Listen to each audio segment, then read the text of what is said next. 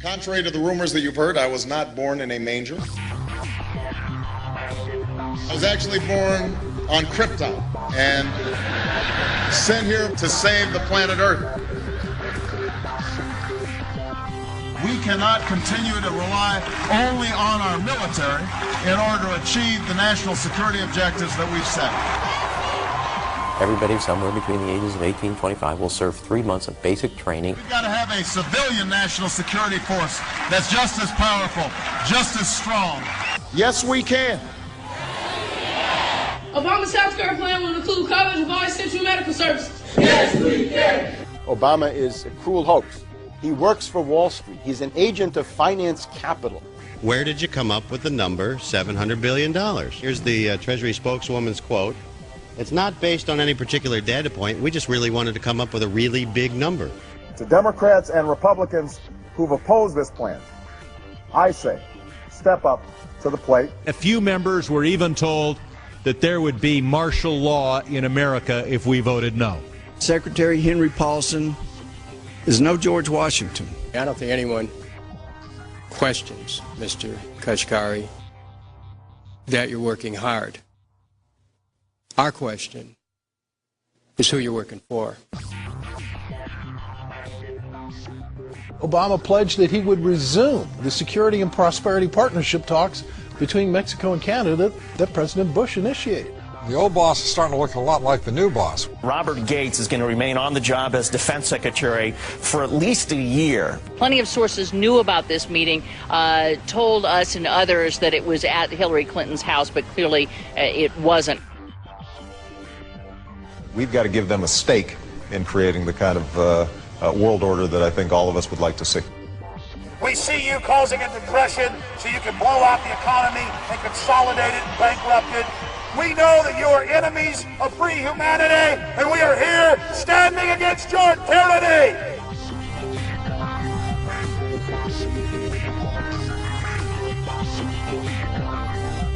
The Obama deception. The truth strikes back.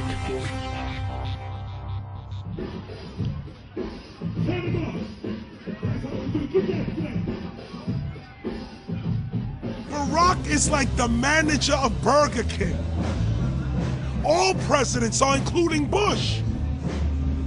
It's like this: when your fries are cold, if your burger is not done right, you go back to Burger King, America, or your government, and you say, my burger's cold, I want new fries. First, you go to the cashier, that's the courts. You argue to the courts. The courts, if you can't get no justice with the cashier, you say, let me see the manager. I want to go to the Supreme Court. I want to see the president. The manager comes out. Hi, what can I do for you? Now the manager can override the decisions of the cashier, but you never get to see the franchise owner of Burger King. If you really have a problem with your burger, you need to go see the franchise owner. We need to go to the top or to the bottom. We need to go to where the real architecture of government is. And it's not in a president. It's in a global scheme. Politics in America today is identical to pro wrestling. And what I mean by that is, in front of the cameras and the public, we all hate each other.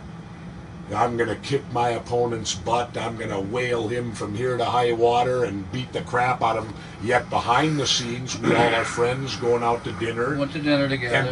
And it's all a work. All intermarried. Show business. It's showbiz. And that's what you have today in politics. The Democrats and Republicans aren't really opposed to each other.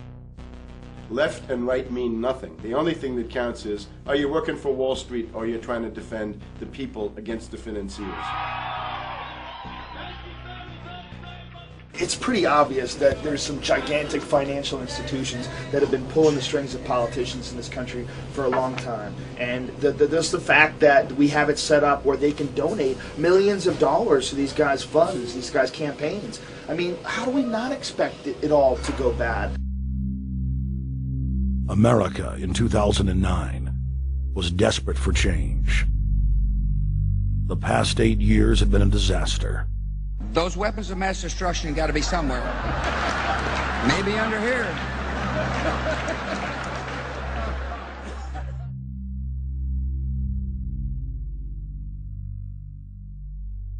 George W. Bush, who had claimed to be a conservative, had tripled the size of the federal government, shredded the Constitution, and destroyed the image of the United States worldwide. Nope, no weapons over there. Endless wars, over 1 million dead Iraqis, and more than 5,000 dead U.S. troops. The Patriot Act, warrantless domestic wiretapping and spying, the end of posse comitatus, the rise of the treasonous North American Union, a deepening recession sliding towards total economic collapse. These factors and other abuses had the American people in a state of panic for their future and the very existence of the United States. The elite were in trouble. The people were beginning to see through their facade, past their front man, and to the ruling elite behind the throne. For the first time in U.S. history, both parties were universally hated. Congress had a 9% approval rating. The globalist agenda had stalled. And then, onto the scene came a man who promised change. Change we could all believe in. Barack H. Obama promised to end the war and bring our troops home fast. He pledged to uphold the Constitution and to stop the federal government from spying on the American people. Candidate Obama told American workers that he was going to get them out of NAFTA and GATT, and he's already breaking those promises.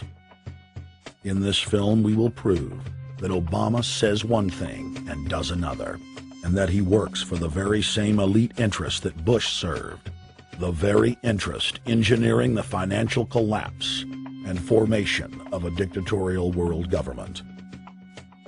This film is not about left or right. It is nonpartisan. Our past documentary films are among some of the most damning indictments of George W. Bush and his administration that have ever been made.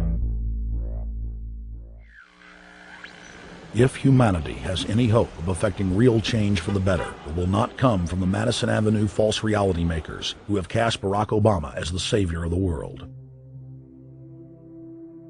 To alter our course from tyranny to liberty, to defeat the corrupt elite, we must get past the puppets and confront the real power structure of the planet. Now we can see a new world coming into view. A world in which there is the very real prospect of a new world order. Webster Griffin Tarpley is an accomplished geopolitical analyst and historian. Among his scholarly works are the unauthorized biographies of George Herbert Walker Bush and Barack Hussein Obama. Since Bush the Elder made his speech at the United Nations back in September of 1990 talking about the New World Order, I think I've become confused about what's actually going on in the world. The New World Order is a more palatable name for the Anglo-American world empire. It's the planetary domination of London, New York, Washington over the rest of the world. It's hard to get people to join that or think they have a part in it if you call it the Anglo-American world empire. If you call it the New World Order, then people in India or someplace like that or the European Union might think, well, there's something in that for us too.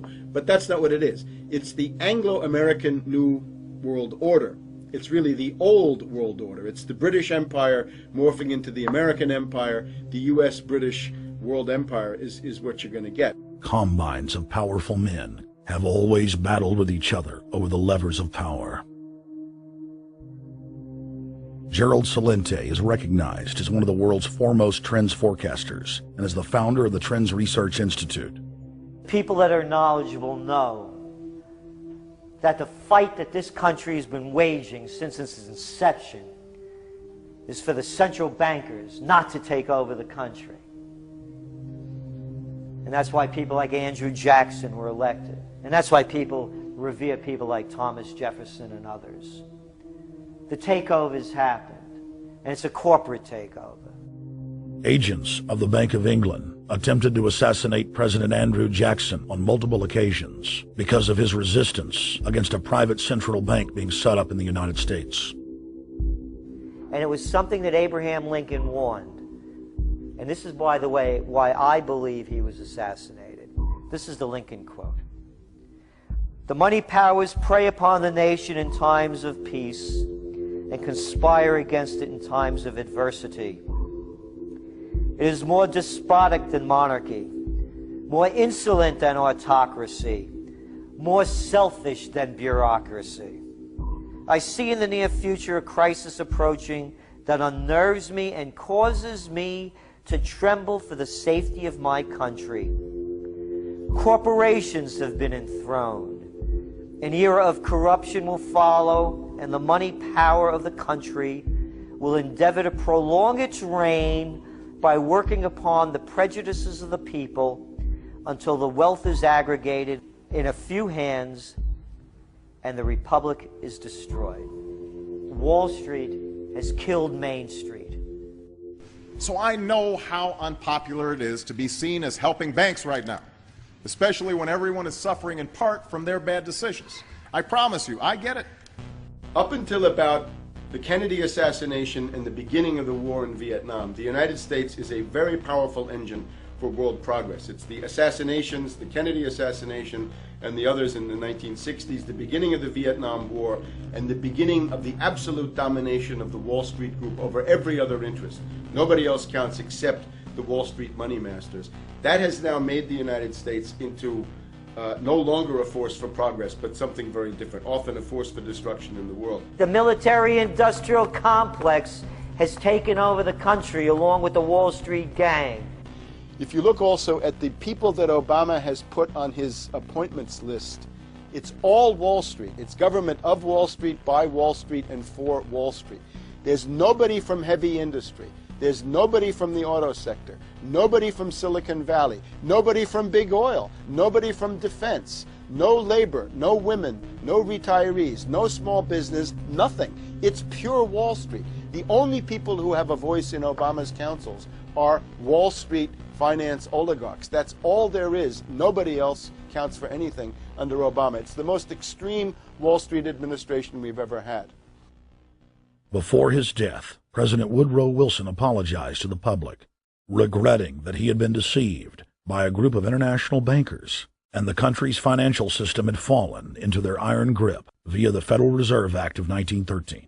Whether sought or unsought by the military-industrial complex, the potential for the disastrous rise of misplaced power exists and will persist. Dwight D. Eisenhower, he warned the people that the military-industrial complex was taking over the country. Only 3 years after leaving office, President Eisenhower's prophetic warning concerning the threat posed to our system of government by the military-industrial complex came to pass.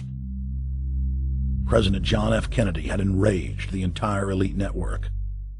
Now, Kennedy was brought in as somebody who was expected to be a puppet. It was thought that his pro-Nazi father, Joseph P. Kennedy, the bootlegger, the speculator, would guarantee that Kennedy would be obedient to the establishment. They thought that Kennedy was a sex maniac who could be manipulated through all of this, but it turned out that through his personal suffering, Kennedy had discovered a personal sense of himself which went beyond just being a puppet, and he began to think about things like economic recovery, world peace, having a space program, making deals with the Soviets, cutting the Federal Reserve down to size, and a whole series of other things. Executive Order number 11110, signed by President Kennedy, began the process of abolishing the private Federal Reserve. Kennedy was also pushing for real civil rights reform and had begun the process of pulling the troops out of Vietnam. The last time you had an actual president was Kennedy. The oligarchs took swift and decisive action. When John Kennedy attempted to take the government back from the robber barons, he was brutally murdered. The message to future U.S. presidents and leaders across the world was clear: do as you're told or die.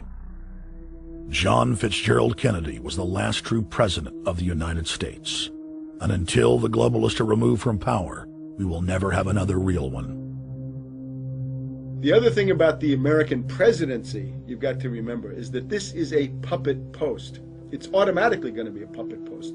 The idea that Obama is somebody who's going to come in and exercise real authority when he's obviously been chosen and given everything that he's got by these financiers. Presidents are now little more than corporate pitchmen who take all the political heat, while the controllers remain in the shadows, safe from public scrutiny. Hip-hop icon KRS-One is not just known for selling millions of albums. He has led a tireless crusade against youth violence and has been a strong voice for human rights. If they controlled it before, what makes you think they're not controlling it now? The country was on a verge of revolution. They threw a black man up. Now we like this. They give him the money, they give him the bundling, they give him vote fraud, they give him the media whores, they give him goons, they even have elected officials making threats to put people in jail if they criticize Obama in public. All of this is the mark of a puppet. And that means that he is a puppet, actually more of a puppet than anybody else, more of a puppet than Mrs. Clinton would have been, even more of a puppet than McCain. He's the maximum puppet that we've had, certainly since Jimmy Carter. They put a black face on the New World Order, and now we all happy. KRS ain't buying it. In the real executive power structure, the president serves the military-industrial complex, itself owned by the international bankers. If there's a revolution, the population just throws out the prime minister or president. The elite stays in power because the public is never aware of who the real enemy is. In Evian, France in 1991, standing before the Bilderberg Group, the apex of the world government power structure, David Rockefeller defined the New World Order as a system of world government serving the international banking elite. For decades, the banker-owned media would attack anyone who dared to warn the public that a dictatorial world government was being constructed right under their nose, and that national sovereignty was being deliberately destroyed. And now, after years of denial, the media and the elite themselves are proudly announcing that not only is world government real, but it is the answer to the financial crisis that they carefully engineered. Suddenly, the Wall Street Journal tells us that the North American Union is here, and that getting rid of the dollar for a common currency with Canada and Mexico is good. The Financial Times of London, published by a member of the Bilderberg Group, crowed that a dictatorial world government had been kept in the shadows for our own good, and that it was now time for it to emerge from behind the curtains of national security. White House Chief of Staff Rahm Emanuel stated on record that they can't let this crisis go to waste. You never want a serious crisis to go to waste. And what I mean by that, it's an opportunity to do things that you think you could not do before. And Henry Kissinger, who gave Barack Obama his first job out of college, told national television that the economic collapse was a great opportunity to bring in the New World Order. He went on to say that Barack Obama was the perfect person to sell it to the world. But he can give a new impetus to American foreign policy, partly because the reception of him is so extraordinary around the world. I think his task will be to develop an overall strategy for America in this period when really a new world order can be created. It's a great opportunity. It isn't just a crisis. In June of 2006, our team traveled to Ottawa, Canada, to gather intelligence on the shadow government's agenda for the coming years. I think that's the Queen. Investigative journalist and best-selling author Daniel Estulin had been tracking the Bilderberg Group for more than 16 years. His moles inside Bilderberg informed him that the elite were planning to first run the price of gas up to $150 a barrel, unimaginable in 2006. He also reported that after suckering the middle class back into the stock market, the group was going to implode the subprime mortgage market and destroy public confidence.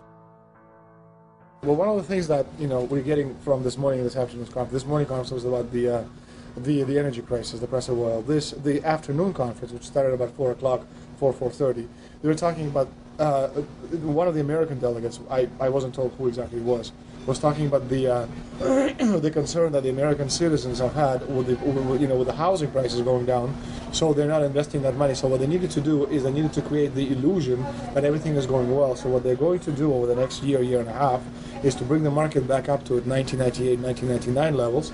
They're going to get all the suckers to invest whatever little money they have left over, and that's when they're going to make the economy bottom drop out. They need to destroy the economy because as we're running out of oil, when people don't travel, at least that's what they're saying, when people don't travel, when people don't have money, they don't travel, they don't spend any money, which means you don't waste a lot of oil and natural gas. That's the afternoon. So how does this source, I mean, just ballpark, I mean, so you have the sources. Well, actually, there are two people who are members of the Bilderberg Club. It's actual members. They're members of the Bilderberg Club who for years and years and years have been going and participating in all the conversations, and they've always been dead on, always. And last year they said the oil prices are going to go up to 150. At the time it was 39, it went up to 76, basically doubled. If it doubles again, it's going to be back to where these people say. They attack Iran and will it? Year after year, Estelin and other reporters like Jim Tucker are able to report on future events with stunning accuracy, all because they know the agenda of the Bilderberg Group. The Bilderberg Group sits at the top of the world power structure. 125 of the richest and most influential individuals on the globe make up its membership. From Istanbul, Turkey to Chantilly, Virginia, we have tracked the elusive Bilderberg Group. Bilderberg always insist on a media blackout. By June of 2008, we had already figured out that Barack Obama was the elite's puppet of choice. The national media claimed that during the weekend the Bilderberg Group was scheduled to meet, that Obama had speaking engagements set for Chicago and the Midwest. We knew better. In a classic bait-and-switch, the Obama campaign told the press corps to get on Obama's campaign plane, and that Obama would join them on the flight to Chicago. Campaign staff then slammed the door shut. The fawning press had been shanghaied as Obama's campaign aircraft lifted off without Obama. Robert, why were we not told about this meeting and that the senator wouldn't be on our flight until the doors were shut and we were about to taxi to take off? Again, we had a desire, Senator Obama had a desire to do some meetings. Others had a desire to meet with him tonight in a private way, and that's what we're doing. We set up these meetings. They're being done tonight. Again, Is there more than one meeting? Is there more than one person with whom? I'm not going to get into all the details of the meetings. I don't know that I've got a ton more different answers for all of your questions. Obama wasn't going to Chicago. He had a meeting to attend, a secret meeting. Initially, it was believed that the secret meeting took place at Clinton's Washington, D.C. home. Obama's spokesman denied that, but won't confirm where the former rivals met. He also declined to comment on their topics of discussion. For a day and a half, the mainstream media engaged in a wild goose chase, trying to find out where Hillary and Obama had gone. 3 cover stories later, the corporate press had to admit they had no idea where the 2 candidates had gone. And to this day, Clinton and Obama aren't talking. Plenty of sources knew about this meeting, told us and others that it was at Hillary Clinton's house, but clearly it wasn't. In 2008, the trail led us to the Westfields Marriott Hotel, right outside Washington, D.C. We just flew into Washington, D.C. We're driving to the Westfields Marriott. Tomorrow, the hotel's closed throughout the week into the weekend for the Bilderberg Group meeting. We're going to check in the night before. They're going to kick us out tomorrow. So we're going directly into the belly of the beast. The hotel will be filled with at least 5 spy agencies: CIA, Defense Intelligence, Mossad, European Union Security. We checked into the Westfields Marriott 48 hours before hotel guests were scheduled to be thrown out ahead of the annual meeting. The building was nestled in the heart of the military-industrial complex, with the National Reconnaissance Office and Raytheon just a stone's throw away.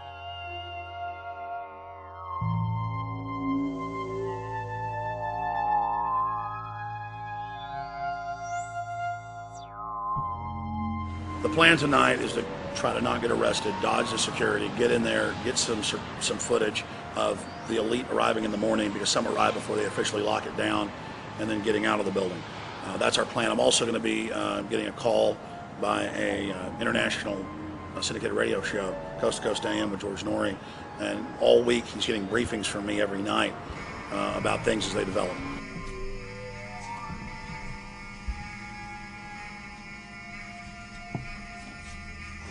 George, we're sitting here in the room. As the phone rings with your producer, Tom Danheiser, to put me on, the fire alarm goes off. So everybody is exiting the building. I know this is a setup. They timed it exactly when this happened. Open the door. I want them to hear the fire alarm. Open the door. I want people to hear this live to the 16 million people listening.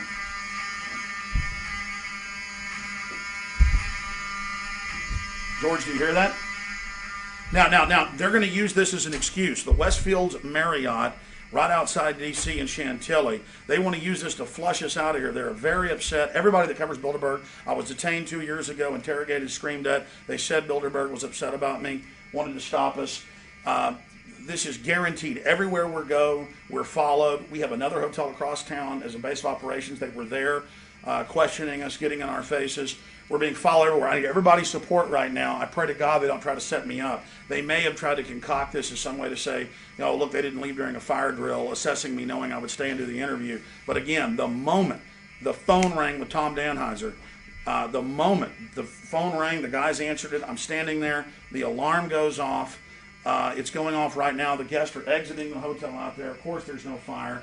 This is just absolutely insane. I noticed, too, that there was over 100 security people here today, but tonight we got back and it was a total ghost town, and this is what's insane. We have a security guy walk up to us 30 minutes ago, about 25 minutes ago, before this happened, and said, "What are you guys doing?" We said, "We're just walking around checking out the artwork in the hotel," which we actually were admiring, but we were also going around getting some footage.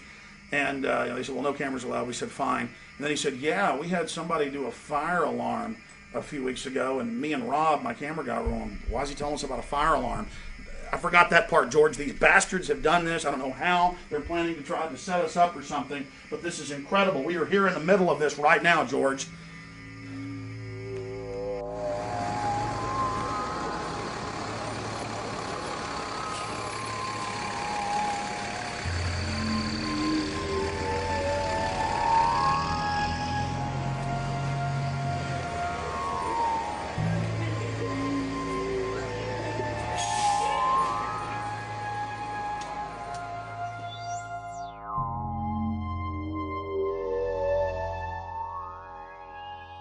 There you go. Stay there. Keep it locked.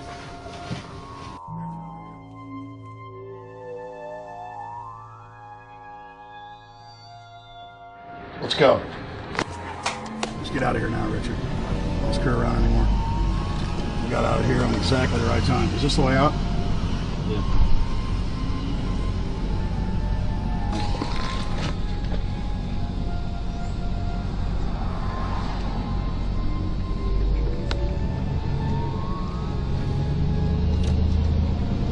We got a car right behind us.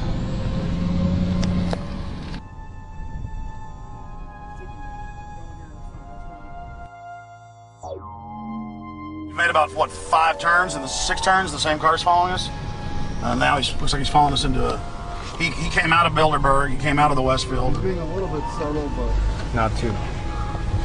There he is. That's him over there in the blue car. Yeah.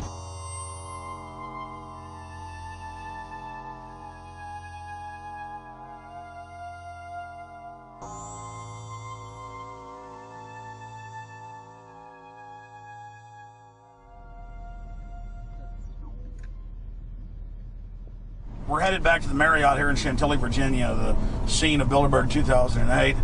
We successfully infiltrated the last day and a half inside, got out with some great stuff. We've been tailed, and now we're going back to cover the dignitaries, the elitists, as they arrive. And right now is the prime time for them to start arriving for the next 3-4 hours. We took about a 30-minute break. I'm sure we missed a few, but it doesn't matter. Because we've got scores of people that just organically are listeners, info warriors that are out here taking action.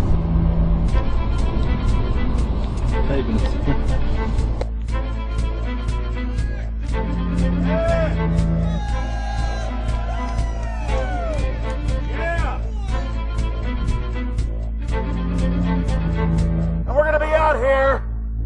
the next 3 days, while you try to chart the future of our destiny, we're taking our destiny back. You're not our gods or our masters. We witnessed at least 7 convoys of armed Secret Service entering the Westfield's Marriott, and internal sources confirmed that both candidates did attend at least one meeting inside the conference. While the Bilderberg Group was 100% successful in 2008 at keeping their name out of the mainstream media, they did not fare as well when it came to the exploding independent press. During the entire 2-day event, anti-New World Order protesters and alternative media encircled the hotel. You are being exposed everywhere, from David Rockefeller, from John Edwards, from Bill Clinton. Your game of secrecy is over! You're gonna pay! Get him! It's up close! You piece of filth! You piece of trash! This is Bernanke, man! Bernanke, you're going down!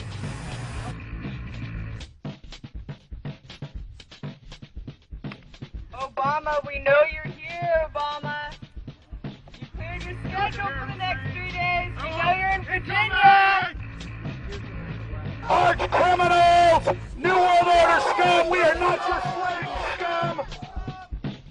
Brave Americans came from all over the United States and bullhorned the main conference hall at close range as the global power brokers schemed inside.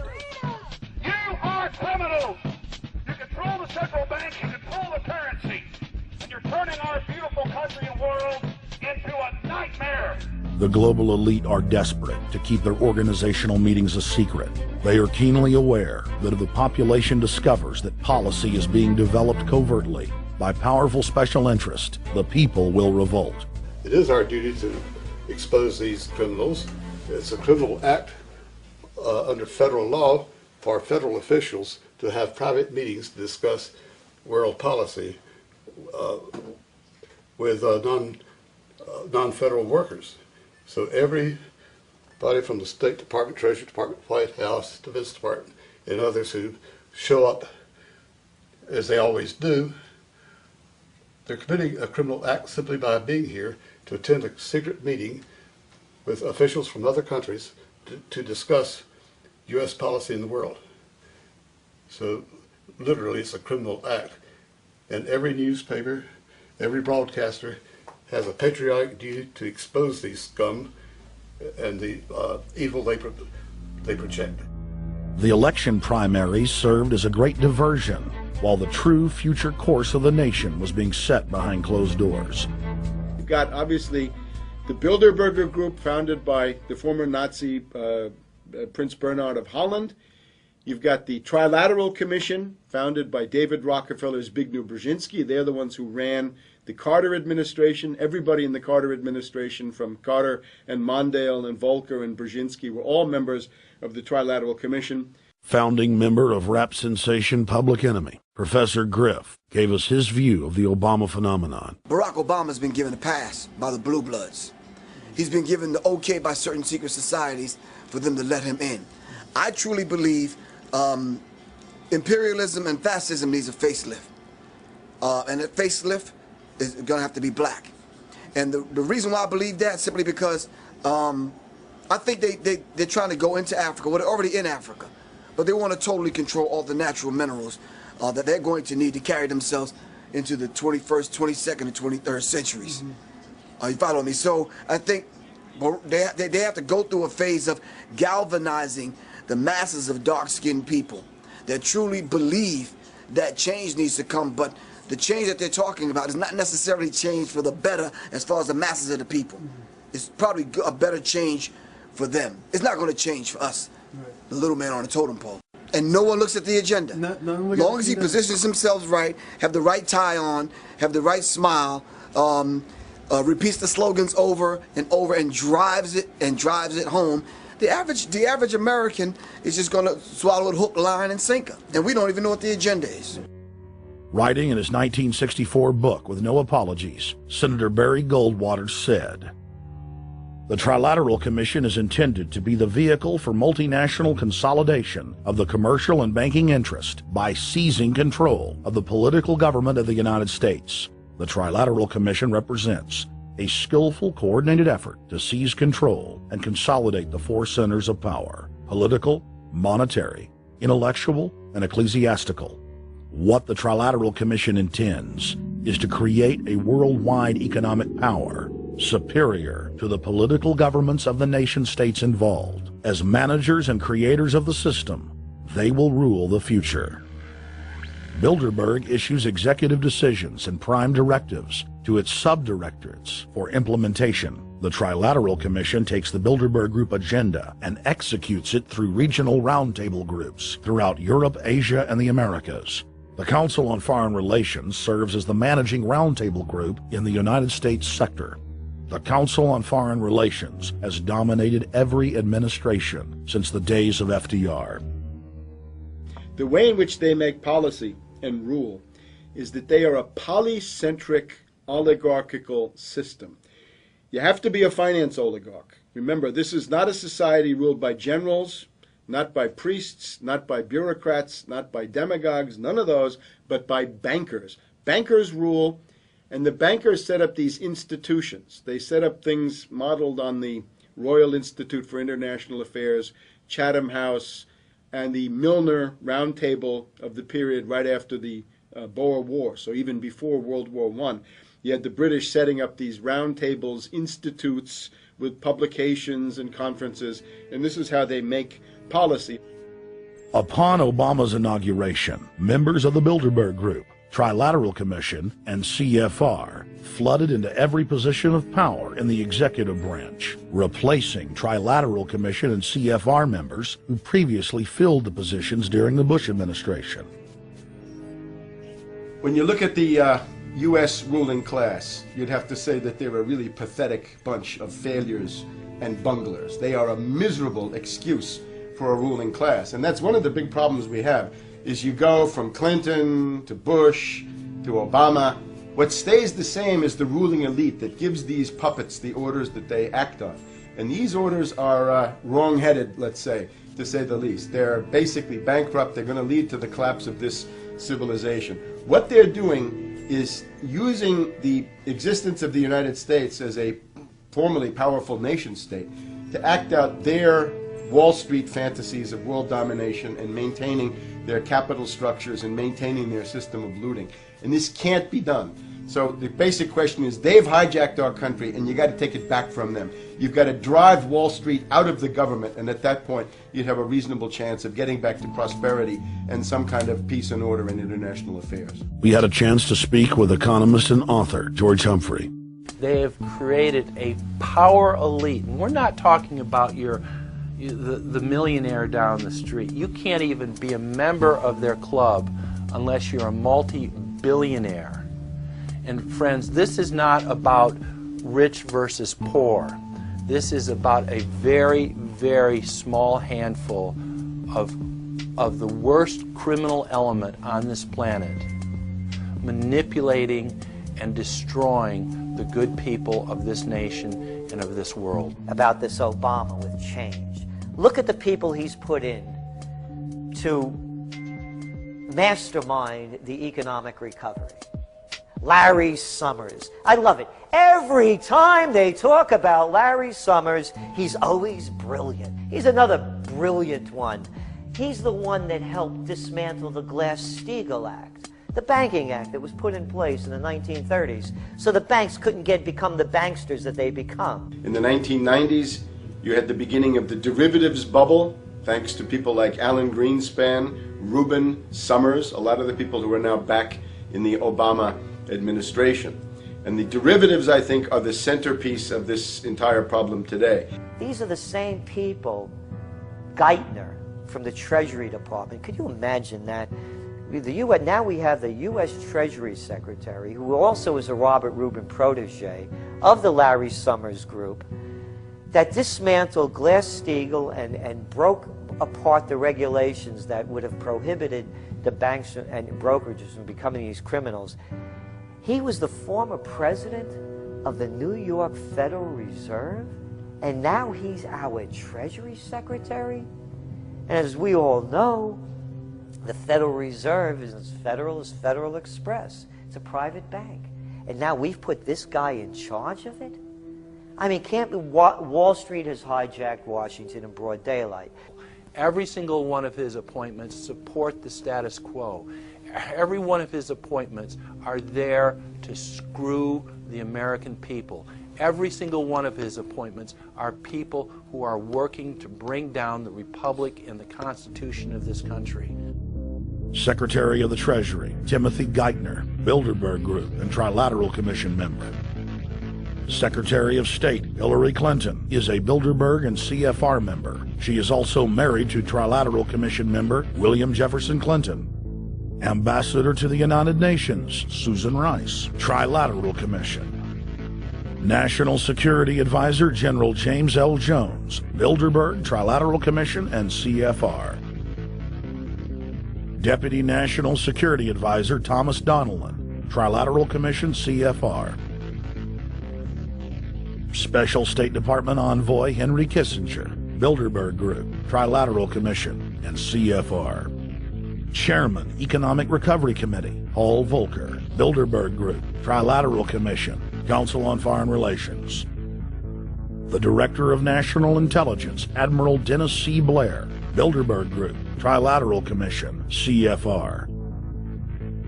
Secretary of Defense Robert Gates, Bilderberg Group, Trilateral Commission, CFR. Deputy Secretary of State, James Steinberg, Bilderberg Group, Trilateral Commission, CFR. State Department Special Envoy Richard Haas, Bilderberg Group, Trilateral Commission, and President of the CFR. Obama Presidential Advisor Alan Greenspan, Bilderberg Group, Trilateral Commission, CFR. State Department Special Envoy Richard C. Holbrooke, Bilderberg, Trilateral, CFR. And the list goes on and on. Even if Barack Obama were the most wonderful person in the world, he was groomed and brought to power by the global elite to carry out their agenda. Humanity must look past Obama and realize that presidents come and go, but the shadow government and their program of global enslavement continues. How could people be so stupid and gullible to believe a bunch of political people? So people who voted for Obama were trying to express, I think, first of all, something worthwhile. The hatred for Bush, Cheney, the neocons, the desire to punish the Republicans for their adventures, their police state, and their economic depression. The second question was on the economy. People felt that Bush was selling them down the river into a world depression. He is, of course, the new Herbert Hoover in that regard, so they were trying to get something different from that. The tragedy, of course, is, and this is really why Obama was groomed and prepared over a period of almost 30 years now, that Obama is there to frustrate and to deceive all of those hopes. Obama is a cruel hoax. He's a bogus sham. He's an absolute denial of everything that you'd expect from an American president. It is very disturbing to see well-meaning people falling for high-tech propaganda over and over again. It happened after 9/11. The American people en masse were swept into a mob psychology, irrationally throwing their common sense to the wind and doing whatever the administration told them to. The general public eventually caught on to the fact that George W. Bush was a deceitful thug and that the economy was in freefall. In the midst of it all, Barack Obama was there, speaking out against the abuse of the people at the hands of the establishment. With the election of Barack Obama, the world rejoiced that the United States was no longer in the hands of madmen. But unfortunately for humanity, this was another vicious fraud. I want to like the guy. He speaks gently. He's intelligent. He seems to be a man of peace. He is just as charismatic as they come. But you know what? Is that a tree is really, really measured by the quality of its fruit. And when you kind of put away all the flowery words, when you put away all the rhetoric, when you put away all the rock and roll music, what he does is what's important for the people of this country, starting with the truth. Obama is notoriously a liar. He promised that he would get out of Iraq, I think within 16 months at some point. We had Samantha Power telling the Scotsman that he wouldn't be bound by those promises, and sure enough, he's now not going to be bound by those promises. Obama pledged in hundreds of speeches and interviews that within 6 months of being elected, he was going to bring our troops home from Iraq. But after he was inaugurated, the story changed. Now he said that they would look at bringing some of the troops home in 16 months. 2 weeks later, his story had changed again. Now the administration would look at bringing the troops home in 23 months. Well, Obama's already fudging. He's fudged since day one in this election, where he first said we're getting out. Well, now it's a timetable, and now it's da-da-da, because they're getting to him. They're understanding that, and he ain't going to be able to get him out because people more powerful than him got us in. When he first ran, remember, he was going to take the troops out. I get in there, troops come home. Day one. There is no military solution in Iraq, and there never was. I will begin to remove our troops from Iraq immediately. And then that went to 16 months.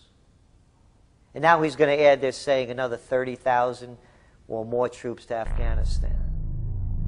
Next, he sent 30,000 more Marines to Afghanistan, doubling the total number of forces in the crosshairs.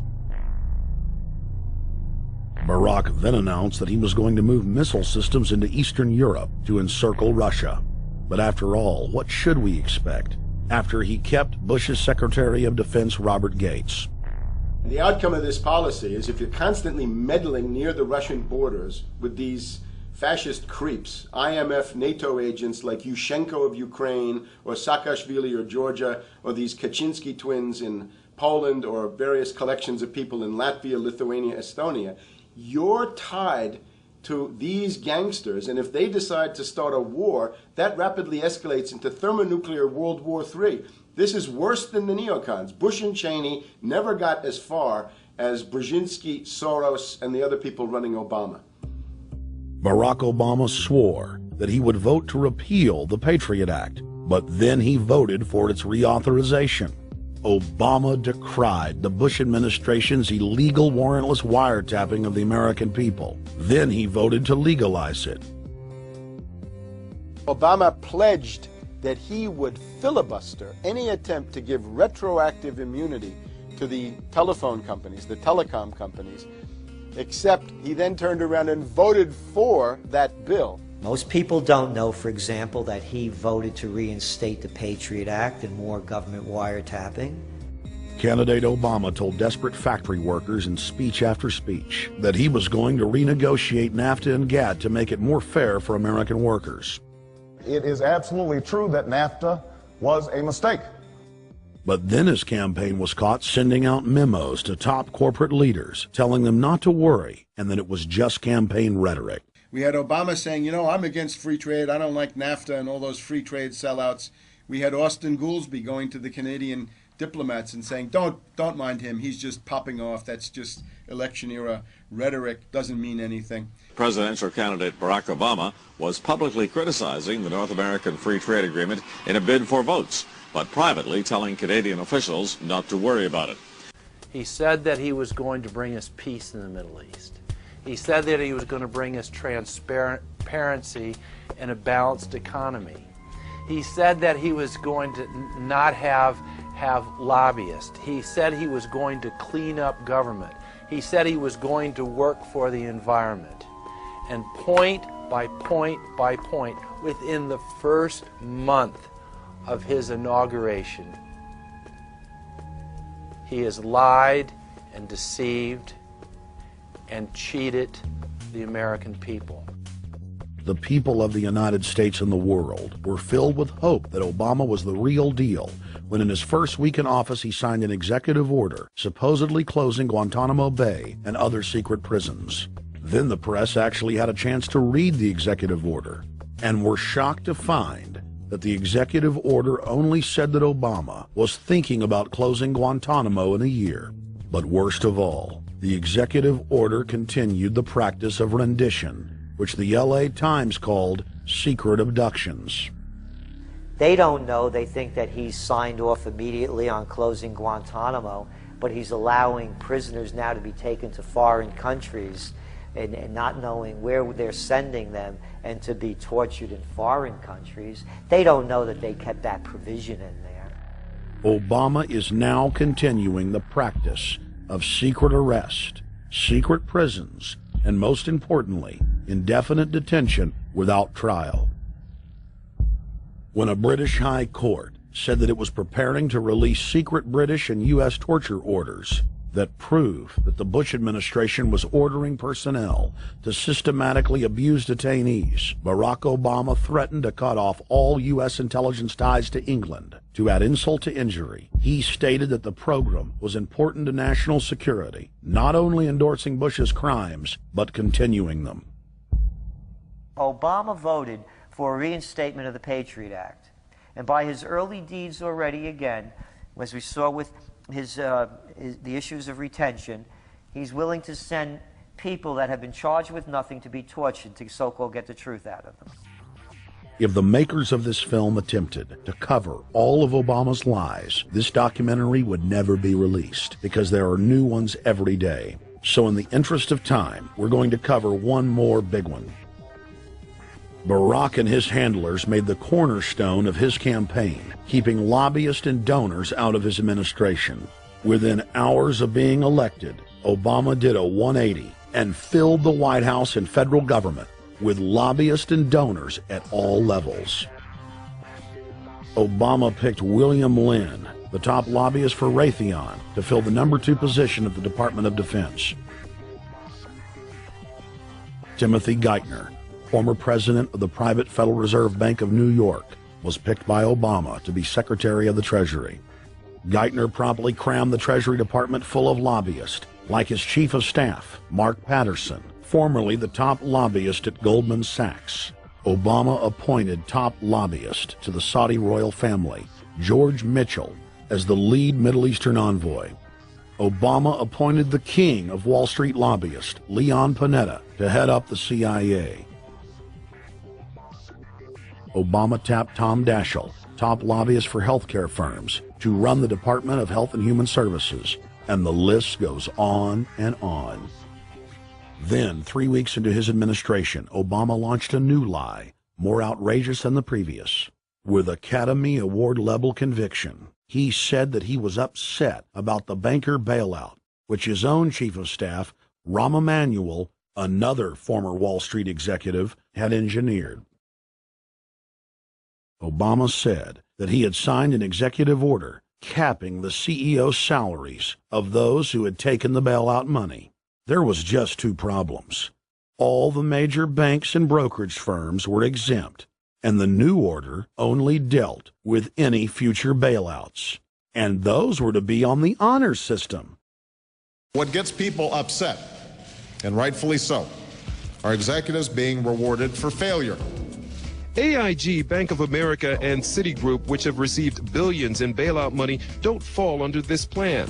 Only banks negotiating future agreements with the government will be restricted. But this appears to be built on an honor system, and White House Press Secretary Robert Gibbs had a hard time explaining how enforcement would work.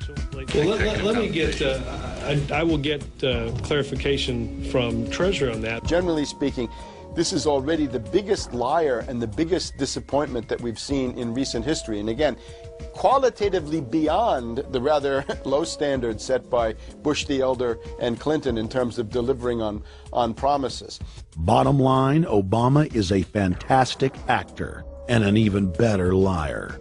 His track record is clear. He has done the opposite of everything he told the people he would do. They'll make up one lie after another. And if you believe these people, knock yourself out. I don't believe a word they say. Within 1 month of the passage of the first banker bailout bill, the press reported that over $5 trillion had just disappeared out of the U.S. Treasury. By December, the amount of money that had been stolen had reached $8.5 trillion. The leadership of both political parties circled the wagons and would not discuss where the money had gone.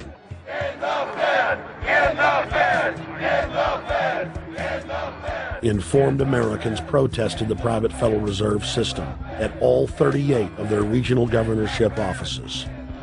Arrest Bernanke and Paulson! Arrest all the criminals that stole the banker bailout money! It was refreshing to see people standing up against the real power structure, not being distracted by the elite's frontmen like George W. Bush and Barack Obama. We traveled to Dallas, Texas to cover We the People taking on the real enemy. Hey, I want to talk to the workers up there on the parapet. The ones smoking cigarettes that just jumped back. You're with the American people, we know that. But understand, ask the workers inside. You're not in a federal government building. You're in a private Federal Reserve that uses that name as a fraud. That'd be like if my first name was Federal Reserve Jones. I'm still not the federal government. I'm not a federal agency. But if I said my name was Federal Reserve, I could go out and pay off politicians and get them to allow me to get into power so I could issue the currency and credit, and then I could buy up the world. That's what these criminals have done. A lot of people think that the Federal Reserve is already part of the government. They're not. It's controlled by cliques of unelected, unaccountable bankers meeting in secret. Most of these people have never even been through the formality of a Senate hearing or a Senate confirmation.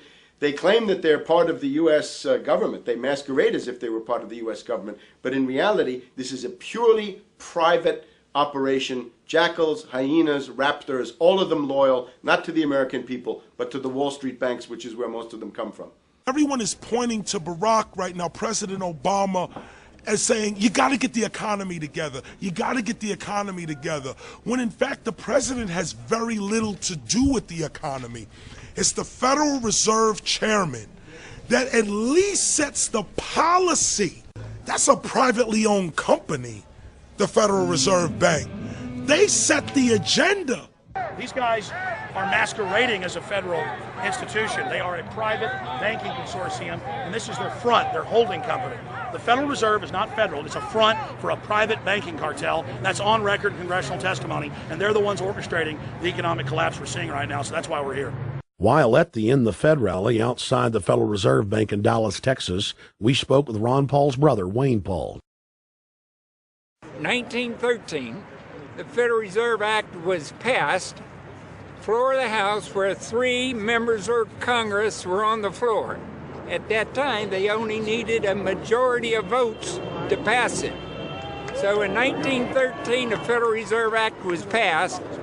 20 years later, 1933, under Roosevelt, the United States was declared bankrupt. And in 1933, the Federal Reserve Private Bank says, okay, USA, what are you going to pledge as collateral on the debt you owe me? What happened by 1936? Does anybody know? We instituted Social Security system, and you and I and our children and our children's children were pledged as collateral on the debt of our government to the Federal Reserve. And that's where we're at today.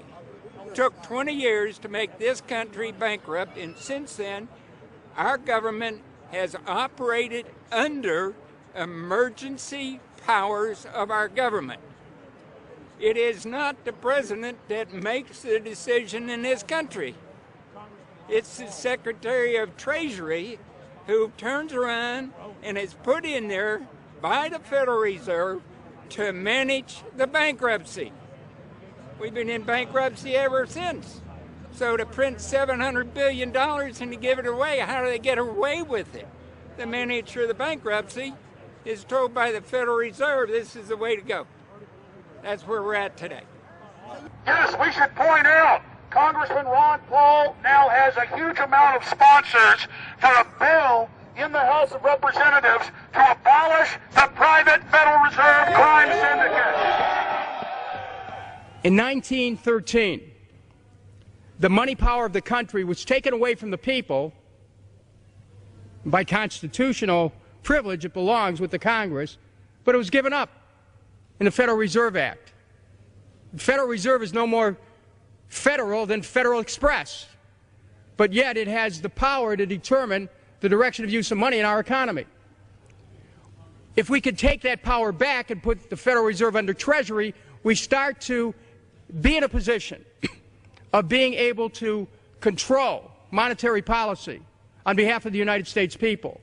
The Federal Reserve is totally private, and Alan Greenspan 2 weeks ago on PBS on Lair NewsHour said on record that they are above the law, the Congress, the President, everyone.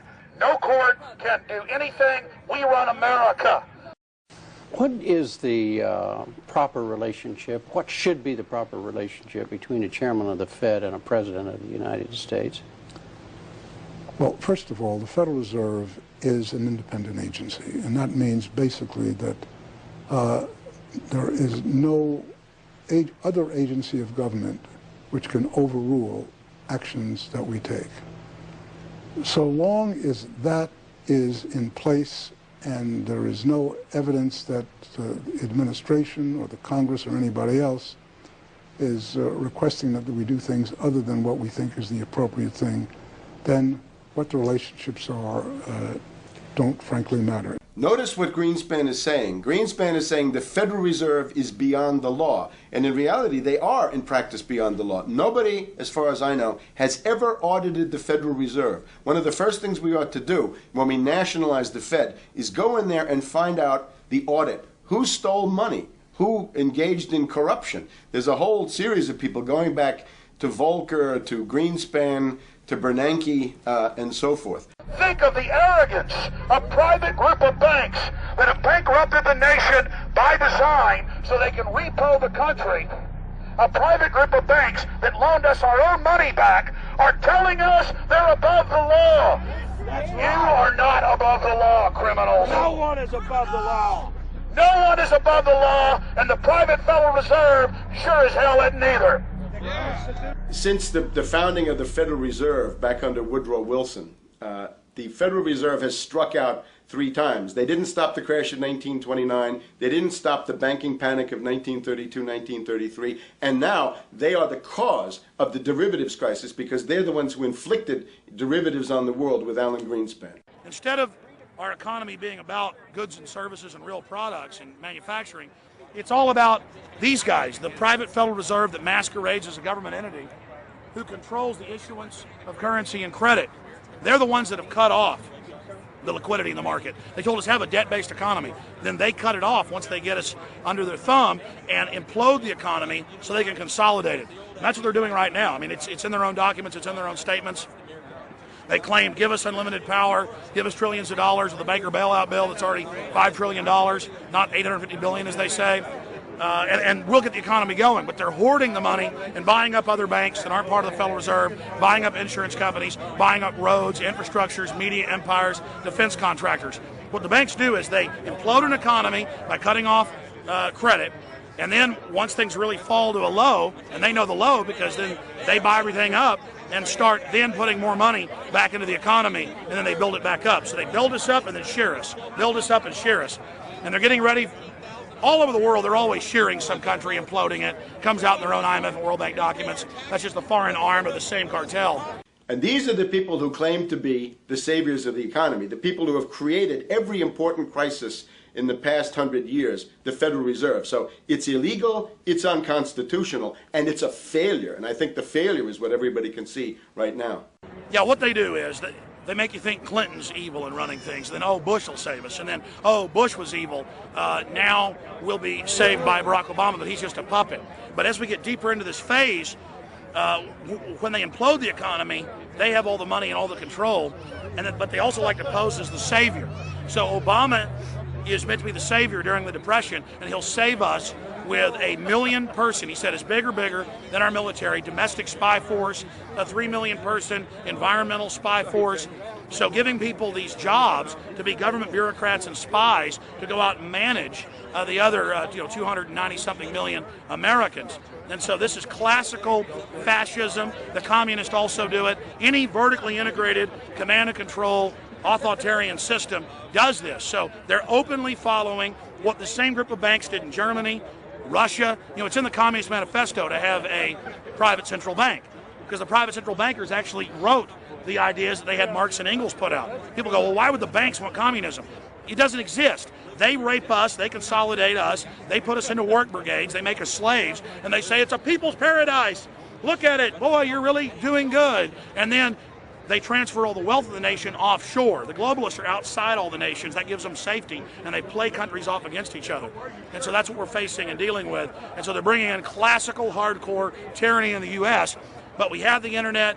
We've grown our numbers. The alternative media has exploded. That's what they're trying to move in to shut down and regulate and tax the web, but it's too late for them. They're playing in the 19th century, 20th century rules. It's 21st century, the century of resistance to tyranny. And so it's going to be one hell of a fight with the people and free humanity on one side and the New World Order on the other. And every one of you out there counts, needs to be involved in this fight like nothing you've been involved with before, because this is life and death. Everything depends on exposing these people. Everything depends on showing the people that this is the New World Order, this is the criminals. We're dealing with the king rats here, the people that are carrying out tyranny worldwide. And either they fall or we fall. Either worldwide darkness and a new age of tyranny and oppression and with a scientific overlay, or a new age of liberty and freedom and a new renaissance. The choice is the people's out there. Okay, we can tell you what's going on. You can check it out for yourself and find out it's true. But don't wait. Investigate now. Get involved now. Go out there and reach out now. We don't have time. If you're looking for the solution, look in the mirror.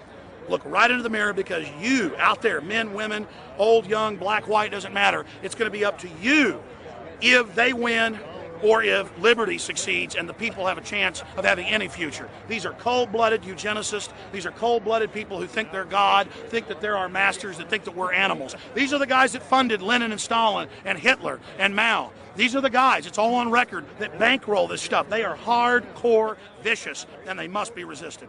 Up until about the Kennedy assassination and the beginning of the war in Vietnam, the United States is a very powerful engine for world progress. It's the assassinations, the Kennedy assassination, and the others in the 1960s, the beginning of the Vietnam War, and the beginning of the absolute domination of the Wall Street group over every other interest. Nobody else counts except the Wall Street money masters. That has now made the United States into no longer a force for progress, but something very different, often a force for destruction in the world. That doesn't need to remain that way. The interest of the American people is to fight to take your government back from Wall Street and make the United States a force for progress in the world, which we easily could do if we could just break the power of the people behind Obama. The main banks of Europe, which were started by Adam Weishaupt and Rothschild, the Banque Nationale de Paris, the Bank of England, the Bank of Italy, have all financed the messianic and war leaders of the last 200 years. Napoleon, Lenin, Stalin. They backed Adolf Hitler. They backed Franklin Delano Roosevelt. And they are backing right now Barack Obama. The banking cartel had established a beachhead in 1913 through the Federal Reserve Act. In 1947, they set up a parallel shadow government through the National Security Act. From 47 on, the national security state began the long process of absorbing federal and state bureaucracies, while at the same time undermining the constitutional power of Congress and dominating the executive branch. By controlling the issuance of currency and credit, the private Federal Reserve was able to buy up most of the Fortune 500. And if a company wouldn't sell, the bankers would unleash federal regulators to run them out of business. Private central banks in Europe, the United States, and England took taxpayer money and loaned it at over 30% interest to third world nations. The bankers would then bribe the leaders of those countries not to pay back the loans. Their third world puppets would sign agreements stating that when the country defaulted, the banks would be given all the natural resources and infrastructure of the once sovereign lands. But worst of all, the countries would pledge future taxes paid by the people in perpetuity as profit to the private banks. By the year 2000, there were few nations that had not fallen to the designs of the money power. The globalists were now ready to start their final phase of world government takeover, the destruction of the Western nations' economies. To carry out their final takeover, They first removed banking regulations, like the Glass-Steagall Act in the late 1990s. This allowed their front companies to issue unlimited credit to the world and to set up colossal Ponzi schemes, the likes of which the world had never seen. The scams were advertised by the controlled corporate media as completely legitimate. Because of the fantastic returns, private investors, corporations, state and local governments invested heavily. They had taken the bait, hook, line, and sinker. To destroy confidence, in late 2007, the bankers themselves began to badmouth the scams they had created. Next, the central bankers cut off the tsunami of fiat money that they had been using to pump up the bubble. When Congress and the public refused to write the finance oligarchs a blank check, the bankers began to engage in financial terrorism. They said that the world would go into another Great Depression unless their demands were met, further destroying confidence. The stock market instantly had its biggest one-day loss in history, but even that wasn't enough to force Congress to capitulate to the offshore banks. Senator Inhofe of Oklahoma and Congressman Brad Sherman of California, amongst others, told the world that the entire Congress had been threatened with martial law by the White House and the Treasury Department if they didn't pass the so-called banker bailout bill. The only way they can pass this bill is by creating and sustaining a panic atmosphere. That atmosphere is not justified. Many of us were told in private conversations that if we voted against this bill on Monday, that the sky would fall, the market would drop 2,000 or 3,000 points the first day, another couple thousand the second day, and a few members were even told that there would be martial law in America if we voted no. That's what I call fear-mongering. Unjustified. The final version of the bill was kept secret from the Congress until minutes before the vote on October 3, 2008. The Federal Reserve had promised total transparency, that every dime would be accounted for. To Democrats and Republicans who've opposed this plan, I say, step up to the plate. Let's do what's right for the country at this time, because the time to act is now. To prevent the possibility of a crisis turning into a catastrophe.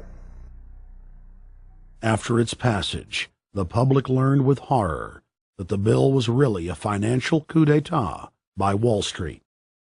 The bill didn't just give $700 billion to the banks. It was a blank check. And as of February 2009, $9.7 trillion has disappeared into a black hole. Within 24 hours of its passage, Secretary of Treasury Henry Paulson said they were no longer going to use the money to unfreeze the mortgage market by buying bad debt. We went to Congress. Illiquid assets look like the way to go. As the situation worsened, the facts change. I will never apologize for changing an approach or strategy when the facts change. Paulson has, in the meantime, admitted that the subprime mortgage crisis is not the cause, really, of the breakdown of the entire world banking system and the bankruptcy of most of the banks in London and in Wall Street. He said, we're going to buy up toxic assets, but we're not going to worry about subprime mortgages. What he's talking about is derivatives. Derivatives are the center of the crisis. He went on to say that where the money was going was a secret. I believe that banking institutions are more dangerous to our liberties than standing armies. If the American people ever allow private banks to control the issuance of their currency, first by inflation, then by deflation, the banks and corporations that will grow up around the banks will deprive the people of all property until their children wake up homeless on the continent their fathers conquered. The issuing power should be taken from the banks and restored to the people, to whom it properly belongs. Thomas Jefferson, 3rd President of the United States. Secretary Paulson came in with the Vice President and Fed Chairman Bernanke and made all these assurances that there was absolutely a critical, immediate need to get rid of the corrosive derivative products, all the different names for this and ubiquitous, sub-S, retraded, credit default swap, blah, blah, blah, blah. Okay? But they talked about them as though they knew what the hell they were. You got the money, and you immediately said, what items, what auction? Now, the Treasury just basically cut that out of the bill. And what we have here is a situation where banks are hoarding the money that they're getting from the TARP. They're using the money to purchase other banks. And all of a sudden, the Treasury sent a signal to the banks, forget about it. We're going to give you the money that you want, and you do what you want with it. Unless you direct it specifically, it's not going to happen. I don't think anyone questions, Mr. Kashkari, that you're working hard. Our question is who you're working for. Throughout its passage, President Bush and Senator Obama worked in tandem to get Congress to pass the bill without even having time to read it, despite the fact that in major polls, 98% of the American people were against the bill. The leadership in both parties were for it. And I really want to commend Barack Obama, because as we were involved in the this and that and different provisions of the bill to persuade people, he really gave them confidence that this was the right decision for the American people, even though it wasn't, in our view, a great bill for them to vote on. I want to take a particular moment to also thank an individual who's not here, and that is Barack Obama, who made numerous calls not only to all of us, but to members of our caucus, and helped us gather the votes on the Democratic side to pass this legislation. Bankheads then bragged to the press that they were hoarding the bailout money and using it to buy up smaller, healthy banks and insurance companies. Their plan was working like a charm. Next, the central bankers loaned the federal government back $787 billion of our own money at interest for President Obama's so-called stimulus package. And just like the banker bailout, Congress was given less than an hour to read the 1,070-page plus stimulus bill. Barack Obama, who had pledged on the campaign trail to wait 5 days before a bill could be voted on so that the Congress and the people could have a chance to read it, said that the stimulus was too important and it had to be passed before anybody could see it or read it, or the crisis would turn into a catastrophe. Doing little or nothing at all will result in even greater deficits, even greater job loss, even greater loss of income, and even greater loss of confidence. Those are deficits that could turn a crisis into a catastrophe, and I refuse to let that happen. After its Friday passage, in gangster fashion, President Barack Obama took a 4-day vacation and said that there was no rush to sign it. The spending bill was really a takeover bill, designed to further federalize the states and to pay off rich donors that had donated to both parties. As the world slid deeper into depression, the bankers celebrated the fire sale that they had created.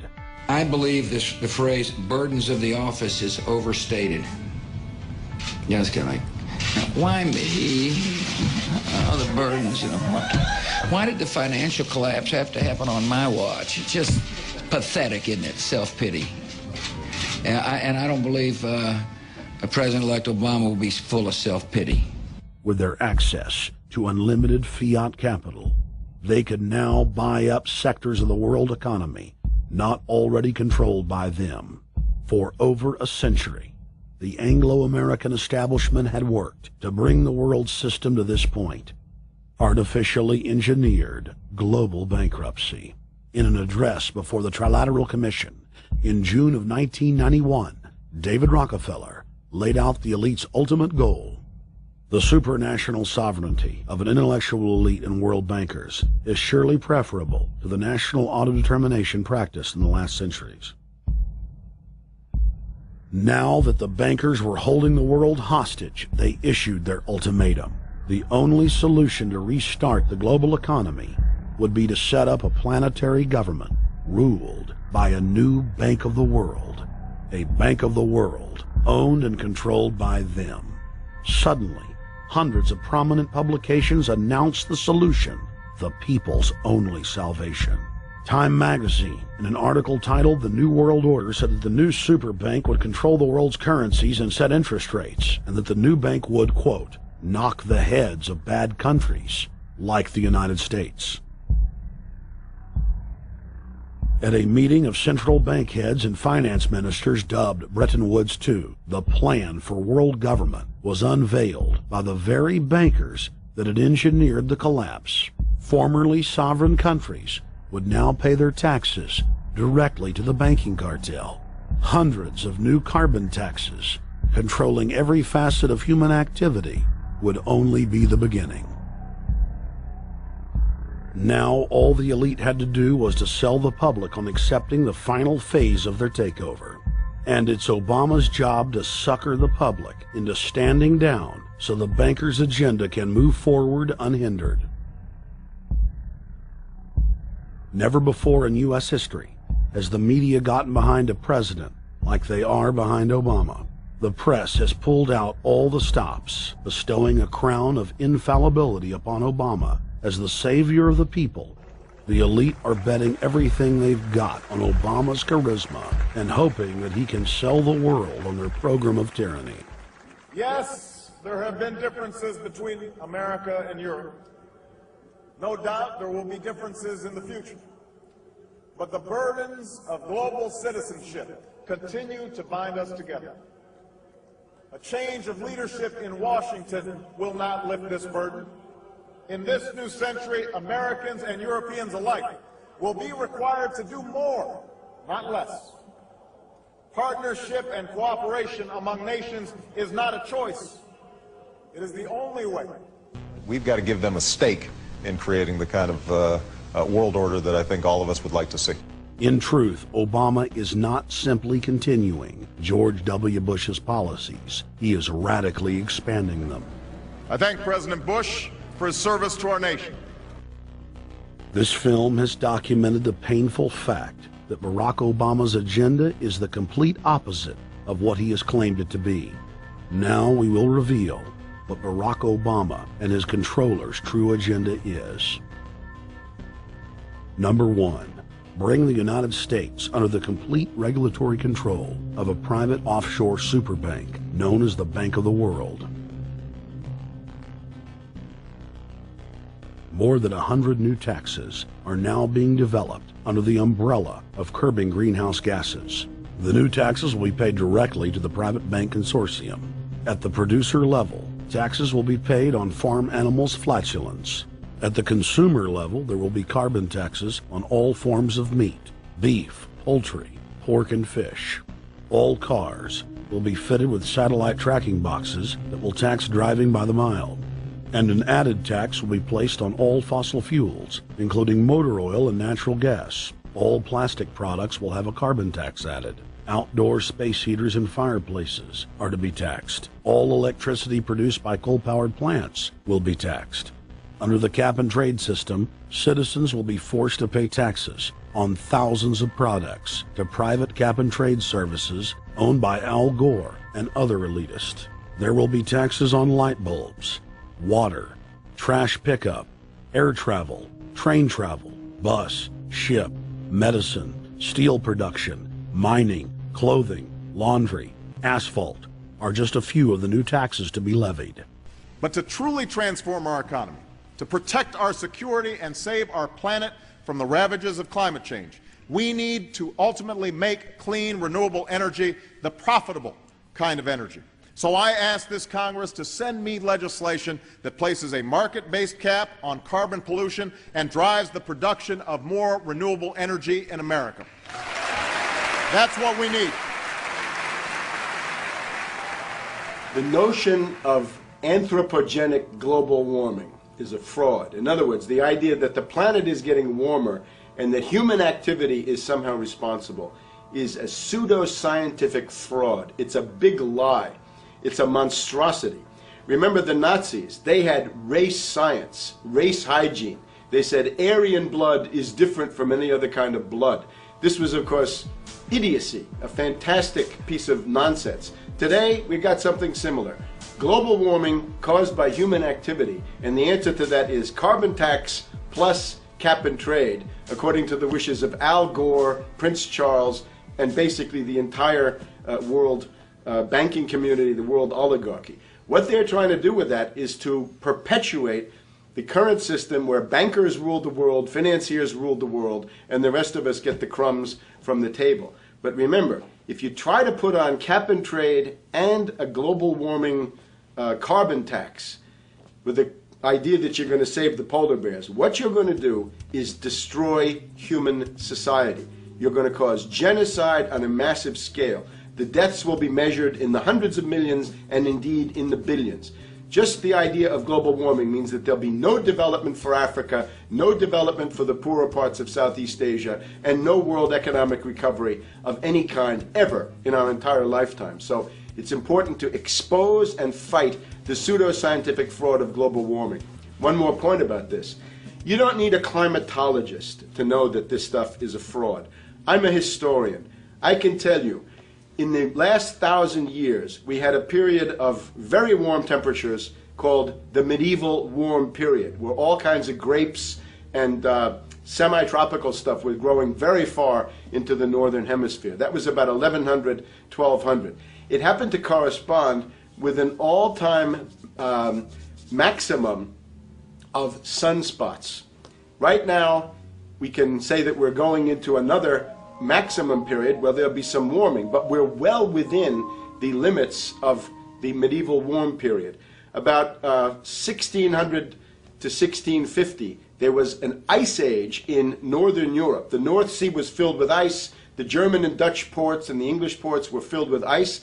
That corresponds to an all-time minimum of sunspot activity, the Spörer minimum and the Maunder minimum. So this has largely got to do with solar activity. We can see that other planets, not just the Earth, are warming slightly as a result of increased solar activity. But we're well within the minimum. So what the oligarchs claim to be an open and shut scientific case is a piece of pseudo-scientific nonsense, and it should be rejected.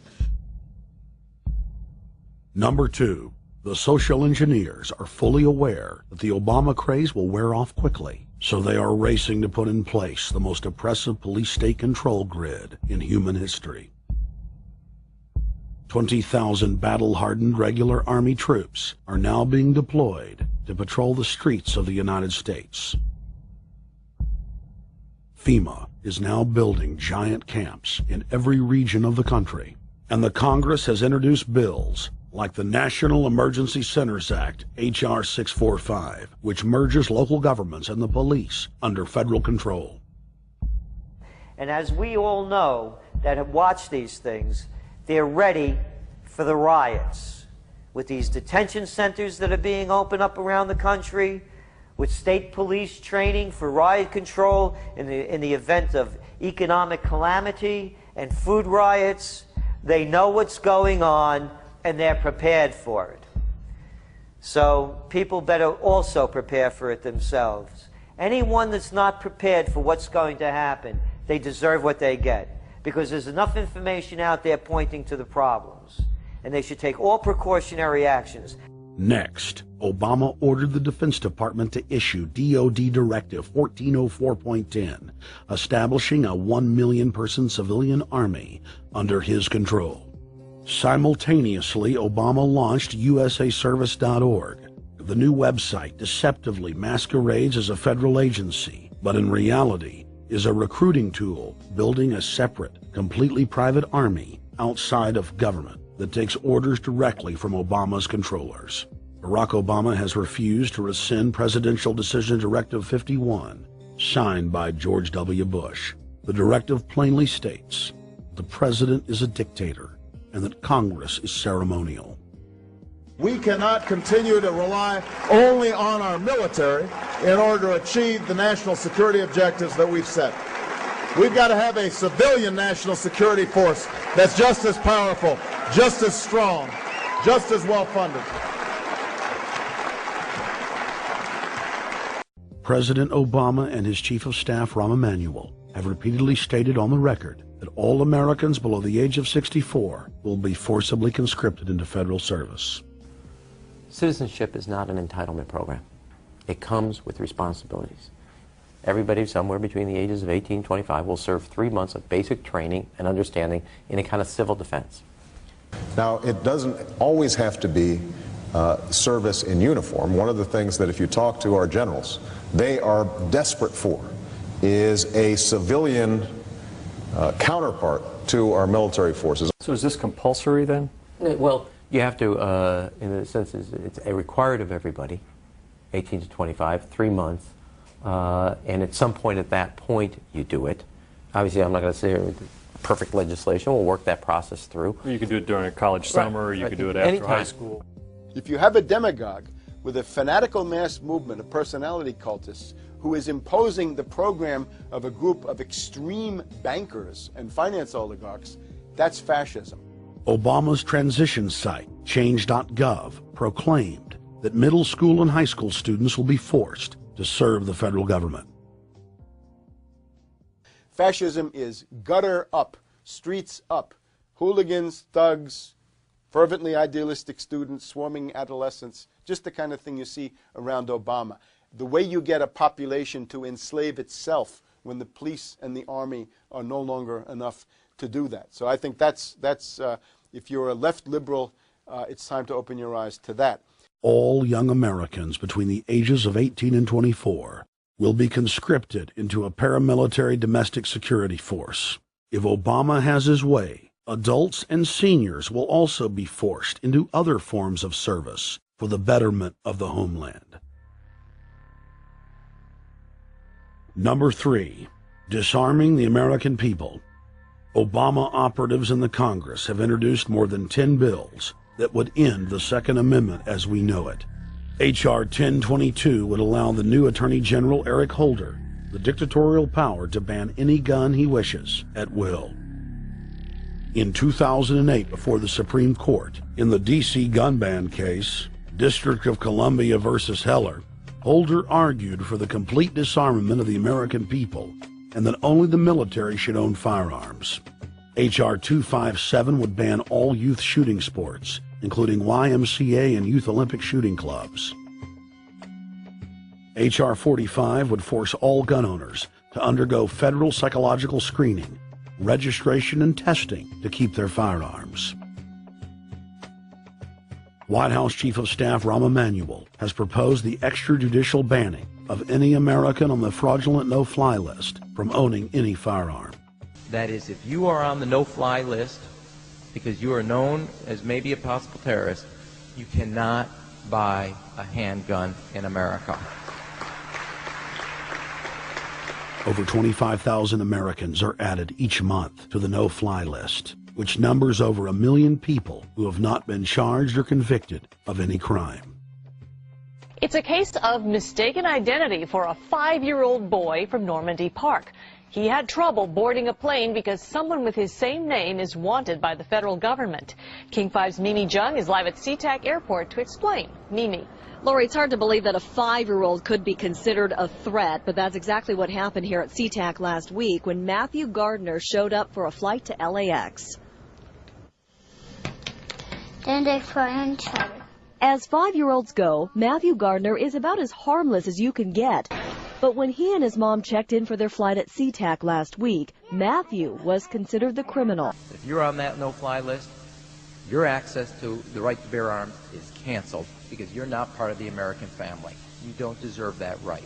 There is no right for you if you're on that terrorist list. And even though this Matthew Gardner is only in kindergarten, TSA workers still conducted a full-blown search. They searched all of our belongings. They took everything apart piece by piece. Nadia Counter says it wasn't easy being treated as a possible threat to national security. I picked up my child to give him a hug and tell him, you know, it's okay, we're doing fine. And they reported to me that I was not allowed to touch him. He was a security risk, and they had to re-search me to make sure that I had not obtained any materials from him. Number 4, massive restrictions on the First Amendment guarantee of free speech. The President, Congress, and the FCC have announced plans to not only curtail speech on talk radio and newspapers, but to also regulate speech on the Internet to the Orwellian-named Fairness Doctrine. The Obama machine is also pressuring Congress to pass draconian hate speech laws that will eviscerate the First Amendment. Number 5, they plan to further federalize health care so that the government can dictate what kind of care citizens receive. Modeled after the British system, this includes rationing care and restricting what procedures the handicapped and elderly are eligible for. Number 6, Obama is already pushing to expand the Department of Defense budget and to station more U.S. troops overseas to encircle Russia, China, Iran, as well as setting up bases in Africa under the pretext of humanitarian aid, and dominate and occupy Africa through AFRICOM. So we're taking your phone call, seeing what you think of Barack H. Obama. Is he a Judas goat? Is he a front man? Is he a betrayer? Let's go to Anthony in Georgia. Anthony, what's your take on Barack Obama? They put the face of Barack Obama as part of their public relations because it's like in the old folk tales about vampires. A vampire cannot force his way into somebody's house. It's against some kind of metaphysical law. So the vampire has to persuade the resident of the household to open the door and invite him in. So they're going to look at the peephole at Barack Obama, which looks like them and appears to be on their side. They're going to say, okay, here's my ally. Let me open the door and let me let this person in. And then Barack Obama is just, of course, a front man for the American empire, where he's going to have the entire U.S. Navy, the entire U.S. Army, and the entire U.S. Marines under AFRICOM command. And, of course, he's going to turn it into a new Iraq, and he's going to turn it into a new Afghanistan. Every operation that you see going on in Iraq and Afghanistan is going to propagate to the poor countries of Africa. And well, sir, I agree with you. They're looking to the people. They see a handsome, smiling African face. You know, he's all, hey, I'm from Kenya. And then it's a total bait and switch. But it's the same thing here in the United States where they would get sellout Native American chiefs to sell out their people. This is the oldest trick in the book. And he can also pacify the most downtrodden minority groups in the United States. And he's saying, hey, get ready for sacrifice. Get ready to lose your standard of living. They're like, yay, I love Obama. They could never get away with this with a John McCain. Obama basically does a couple of things. One is, again, this idea, kick the Chinese out of Africa. Kick them out of Sudan where they get oil. Kick them out of Zimbabwe where they get raw materials. Start a civil war in Congo, another big source of raw materials. Al-Qaeda, an arm of the U.S. intelligence community, is now active in Algeria, Tunisia, Morocco. You've got a destabilization going on in Kenya around Odinga. That's Obama's cousin. This is a guy who has two children. They're Obama's niece and, well, nephew in a broad sense.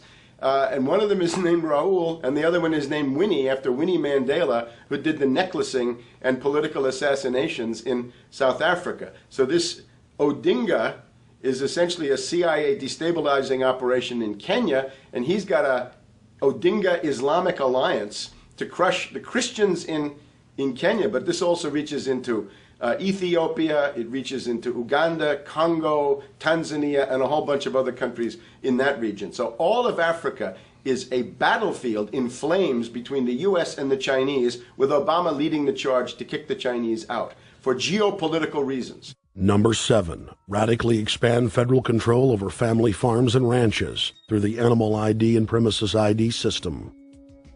Number 8, accelerate the merger of the United States with Canada and Mexico under the Security and Prosperity Partnership. He is also accelerating the transfer of remaining federal authority to unelected quasi-governmental bodies like the World Trade Organization. Number 9, Obama must convincingly play the part of the president and convince the people of the United States that the buck actually stops with him. This is critical to the globalist master plan, because in 4 to 8 years, Obama must take the blame, as Bush did, for the New World Order's horrific agenda. At that point, the elite will put a new puppet in the ceremonial seat of power and build him up as the savior, only to tear them down again. And so the process is repeated over and over. For their program to work, It is essential that the people not learn that the presidency is now nothing more than theater, because if they did, the people would stop looking at the pawns and start looking for the king. Through this system of deceit, the elite's criminal agenda can continue forever because the people waste all of their political energy debating the media's spectacle instead of investigating the globalist agenda. Number 10. It's Obama's job to sell the public on globalist policies that aren't in the people's best interest. But the overlords have many salesmen. His most important function is to protect the criminal oligarchs from prosecution while they loot the economy worldwide, start new wars, and engage in torture. They're called Generation O, and they were the key to Barack Obama's White House win. During the campaign, Barack Obama used the internet like no other candidate before him, harnessing the energy of millions of his supporters. But the question now is, what to do with this young, eager, energetic army? This gives Barack Obama and his administration contact information for so many people, so next time he needs to push his legislation, he can contact all these people. Kennedy-esque. I feel as though this was like when John F. Kennedy was elected. Shouting, smiles, and tears. It was the scope of Obama's victory that was most impressive. I saw a photograph of Obama playing basketball. And I said, you know what? I see him as a leader, and that's the world that's in his hands. Own a piece of history, commemorating the day the world changed forever. His confident smile and kind eyes are an inspiration to us all. In summation, Barack Obama is a Madison Avenue created fad. All of the crazed Obama worship, being pushed by the corporate media, is scientifically designed to capture the public in a net of peer pressure mass euphoria. If the New World Order can just distract the public for a few more years, the elite can finish constructing their police state control grid. Now, a lot of times, we don't want to know the issue. Right. We don't want to know the issue. We feel, what do you call this thing where you get this false sense of gratification, but because a black man is in office, everything's going to be all right. No, everything's not going to be all right. Yeah. Until you look into the agenda on what the Democratic Party has been about, is about, and will be about, regardless if Barack Obama is the president or not. And that's real. Barack Obama is the perfect Trojan horse. He makes the people feel like they finally have a place at the table, even as he betrays them. I won't have to worry about paying my mortgage. Oh, it's such a blessing to see you, Mr. President. Thank you for taking time out of your day. Never in my life will things like this ever happen. Sadly, many Obama supporters can't see what's right in front of their faces because they've already invested their very identity in this artificially created cult movement. Throughout history, it has happened over and over again. People turn their intellect over to cult of personality mass movements, and it's happening again. The evidence presented in this film is documented fact, and those that ignore what history has taught us do so at the peril of us all. As frightening as the information in this film is, there are many things we can do to stop the globalist agenda dead in its tracks. First, we expose the cult of Obama for what it is, a sad hoax. Next, realize that we are all being propagandized 24/7.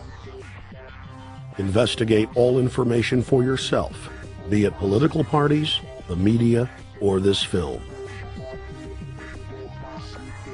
Be aware of the tricks that the elite use, like the staging of false flag terror attacks and other crises. Rediscover the Constitution and Bill of Rights. Promote a culture of true liberty. There is a reason the internationalists are attempting to destroy the sovereignty of all 50 states. They know it is one of the biggest threats to their domination.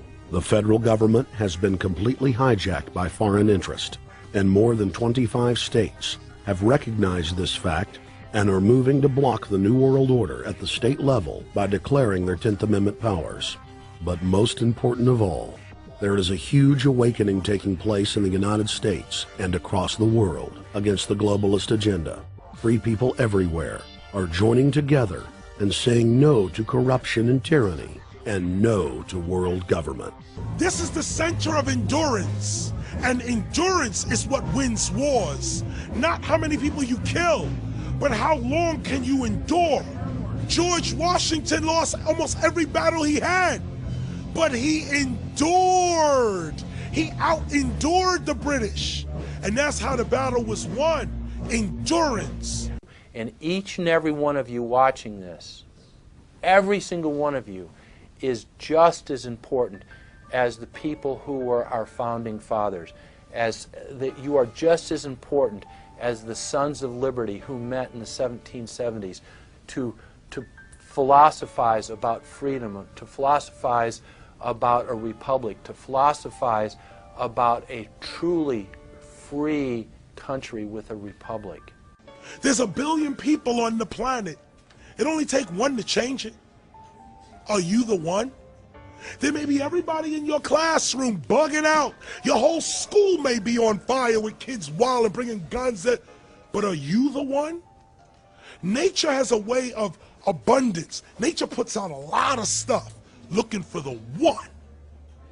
So if you're going to go along with the trend of let's just kill each other, let's disrespect each other, then you're part of nature's plan as well, to be part of just the excess.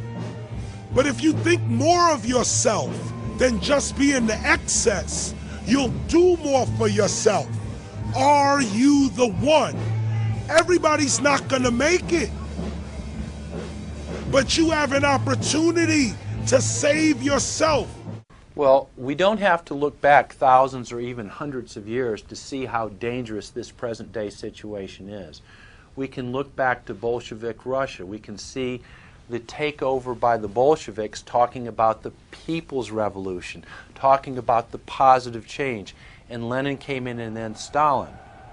The fact is that over 40 million Russians between 1925 and 1940, good Russian, people who were Christians, people who had their own businesses, people who were educated, they were exterminated because they had their own business, because they were educated, because they believed in God's law. We can look over at Germany. Germany was in a very, very terrible economic situation, and this very charismatic leader called Adolf Hitler comes in. He makes the roads good, and he promises a better life for the people. And within 10 years, you see a completely nationalized, centralized, dictatorial situation where millions and millions of people were exterminated. And then we can go to Maoist China. Mao came in, he promised change, he promised a better life, and within 5 years, 60 million Chinese were exterminated. They don't teach that. They don't teach that in the schools these days. And it wasn't that long ago. And I pray to God that this will not happen in the United States. And the way it won't happen is if you and your friends and all of us together take action to say no. This country is too precious. It's too wonderful. It's too good of a place to lay down as a victim. Greatness could arise once we break the shackles of the government that's holding us back. One thing America has more than any other country is an entrepreneurial spirit. One thing we have more than any other country is the ability to be innovators. You know, if I was born in Italy, I wouldn't be the trend forecaster I am today because I would have been locked into a culture of thinking one way. We have that freedom of expression and freedom of thought that could free us to create greatness again if Big Brother doesn't come down on us harder. Humankind is at a historic crossroads. The forces of globalism are marching towards absolute despotism.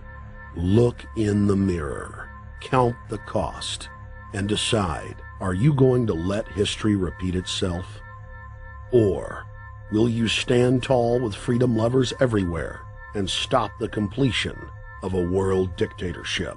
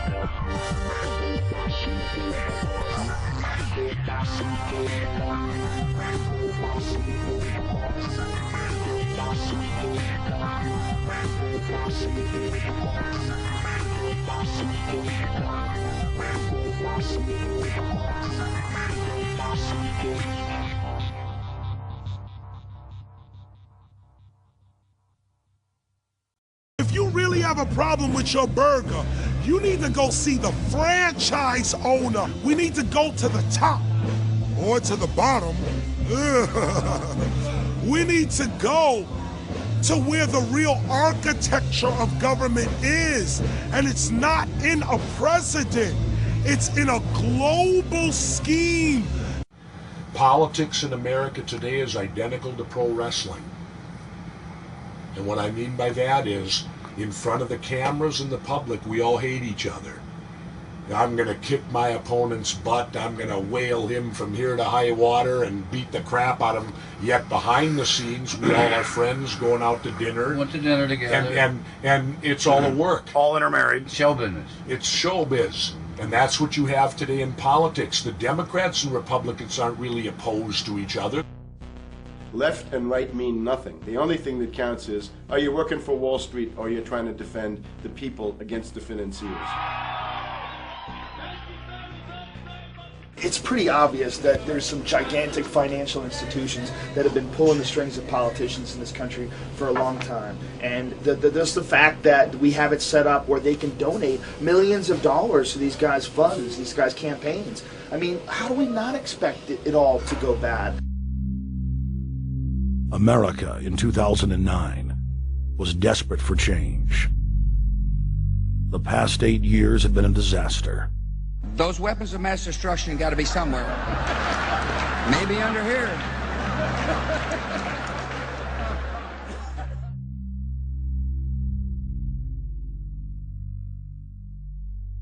George W. Bush, who had claimed to be a conservative, had tripled the size of the federal government, shredded the Constitution, and destroyed the image of the United States worldwide. Nope, no weapons over there.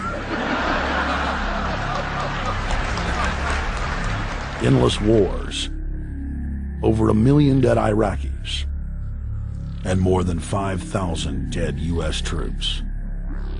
The Patriot Act, warrantless domestic wiretapping and spying, the end of posse comitatus, the rise of the treasonous North American Union, a deepening recession sliding towards total economic collapse. These factors and other abuses had the American people in a state of panic for their future and the very existence of the United States. The elite were in trouble. The people were beginning to see through their facade, past their front man, and to the ruling elite behind the throne. For the first time in U.S. history, both parties were universally hated. Congress had a 9% approval rating. The globalist agenda had stalled. And then, onto the scene came a man who promised change. Change we could all believe in. Barack H. Obama promised to end the war and bring our troops home fast. He pledged to uphold the Constitution and to stop the federal government from spying on the American people. Candidate Obama told American workers that he was going to get them out of NAFTA and GATT, and he's already breaking those promises. In this film, we will prove that Obama says one thing and does another, and that he works for the very same elite. We will never have another real one. The other thing about the American presidency you've got to remember is that this is a puppet post. It's automatically going to be a puppet post. The idea that Obama is somebody who's going to come in and exercise real authority when he's obviously been chosen and given everything that he's got by these financiers. Presidents are now little more than corporate pitchmen who take all the political heat, while the controllers remain in the shadows, safe from public scrutiny. Hip-hop icon KRS-One is not just known for selling millions of albums. He has led a tireless crusade against youth violence and has been a strong voice for human rights. If they controlled it before, what makes you think they're not controlling it now? The country was on a verge of revolution. They threw a black man up. Now we like this. They give him the money, they give him the bundling, they give him vote fraud, they give him the media whores, they give him goons, they even have elected officials making threats to put people in jail if they criticize Obama in public. All of this is the mark of a puppet. And that means that he is a puppet, actually more of a puppet than anybody else, more of a puppet than Mrs. Clinton would have been, even more of a puppet than McCain. He's the maximum puppet that we've had certainly since Jimmy Carter. They put a black face on the New World Order, and now we all happy. KRS ain't buying it. In the real executive power structure, the president serves the military-industrial complex. It's self-owned by the international bankers. If there's a revolution, the population just throws out the prime minister or president. The elite stays in power because the public is never aware of who the real enemy is. In Evian, France in 1991, standing before the Bilderberg Group, the apex of the world government power structure, David Rockefeller defined the New World Order as a system of world government serving the international banking elite. For decades, the banker-owned media would attack anyone who dared to warn the public that a dictatorial world government was being constructed right under their nose, and that national sovereignty was being deliberately destroyed. And now, after years of denial, the media and the elite themselves are proudly announcing that not only is world government real, but it is the answer to the financial crisis that they carefully engineered. Suddenly, the Wall Street Journal tells us that the North American Union is here, and that getting rid of the dollar for a common currency with Canada and Mexico is good. The Financial Times of London, published by a member of the Bilderberg Group, crowed that a dictatorial world government had been kept in the shadows for our own good, and that it was now time for it to emerge from behind the curtains of national security. White House Chief of Staff Rahm Emanuel stated on record that they can't let this crisis go to waste. You never want a serious crisis to go to waste.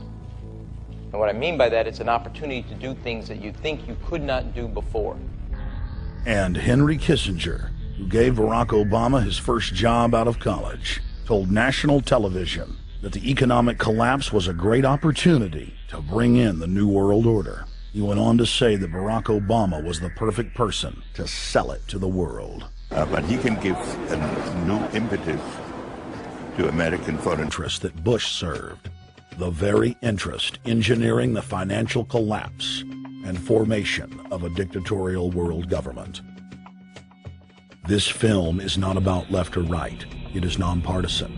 Our past documentary films are among some of the most damning indictments of George W. Bush and his administration that have ever been made. If humanity has any hope of effecting real change for the better, it will not come from the Madison Avenue false reality makers who have cast Barack Obama as the savior of the world. To alter our course from tyranny to liberty, to defeat the corrupt elite, we must get past the puppets and confront the real power structure of the planet. Now we can see a new world coming into view. A world in which there is the very real prospect of a new world order. Webster Griffin Tarpley is an accomplished geopolitical analyst and historian. Among his scholarly works are the unauthorized biographies of George Herbert Walker Bush and Barack Hussein Obama. Since Bush the elder made his speech at the United Nations back in September of 1990 talking about the New World Order, I think I've become confused about what's actually going on in the world. The New World Order is a more palatable name for the Anglo-American world empire. It's the planetary domination of London, New York, Washington over the rest of the world. It's hard to get people to join that or think they have a part in it if you call it the Anglo-American world empire. If you call it the New World Order, then people in India or someplace like that or the European Union might think, well, there's something in that for us too. But that's not what it is. It's the Anglo-American New World Order. It's really the old world order. It's the British Empire morphing into the American Empire. The U.S.-British world empire is what you're going to get. Combines of powerful men have always battled with each other over the levers of power. Gerald Celente is recognized as one of the world's foremost trends forecasters and is the founder of the Trends Research Institute. People that are knowledgeable know that the fight that this country has been waging since its inception is for the central bankers not to take over the country. And that's why people like Andrew Jackson were elected. And that's why people revere people like Thomas Jefferson and others. The takeover's happened, and it's a corporate takeover. Agents of the Bank of England attempted to assassinate President Andrew Jackson on multiple occasions because of his resistance against a private central bank being set up in the United States. And it was something that Abraham Lincoln warned. And this is, by the way, why I believe he was assassinated. This is the Lincoln quote. The money powers prey upon the nation in times of peace and conspire against it in times of adversity. It is more despotic than monarchy, more insolent than autocracy, more selfish than bureaucracy. I see in the near future a crisis approaching that unnerves me and causes me to tremble for the safety of my country. Corporations have been enthroned. An era of corruption will follow, and the money power of the country will endeavor to prolong its reign by working upon the prejudices of the people until the wealth is aggregated in a few hands.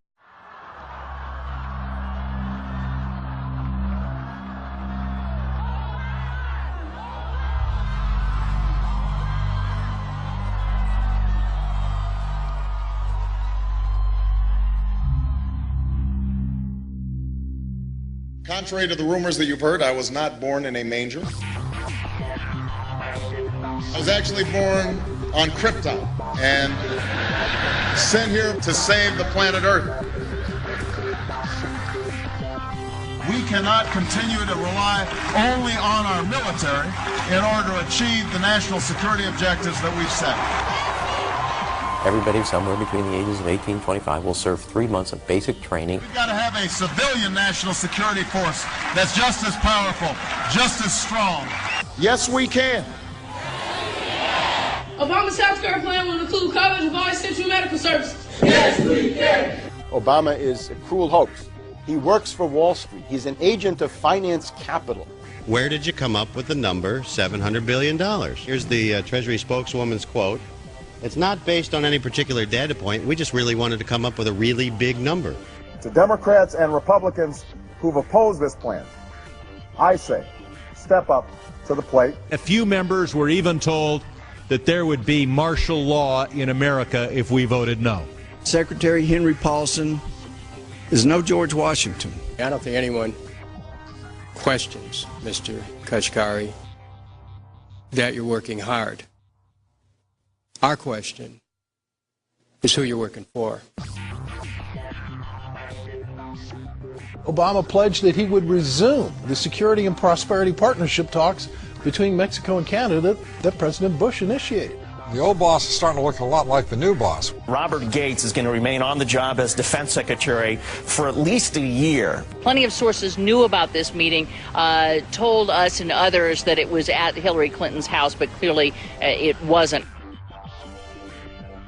We've got to give them a stake in creating the kind of world order that I think all of us would like to see.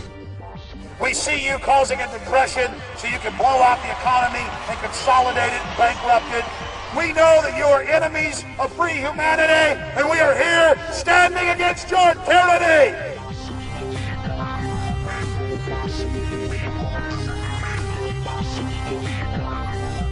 The Obama deception. The truth strikes back.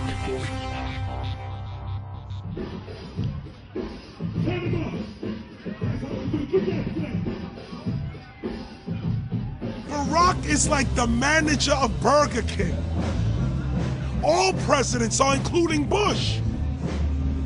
It's like this: when your fries are cold, if your burger is not done right, you go back to Burger King, America, or your government, and you say, my burger's cold, I want new fries.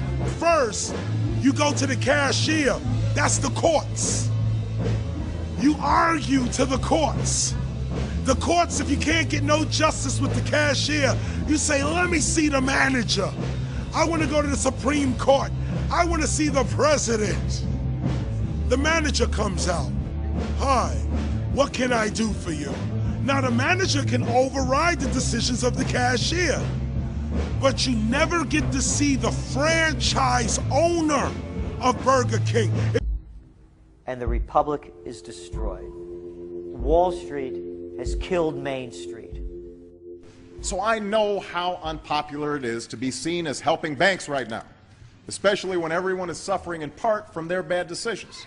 I promise you, I get it.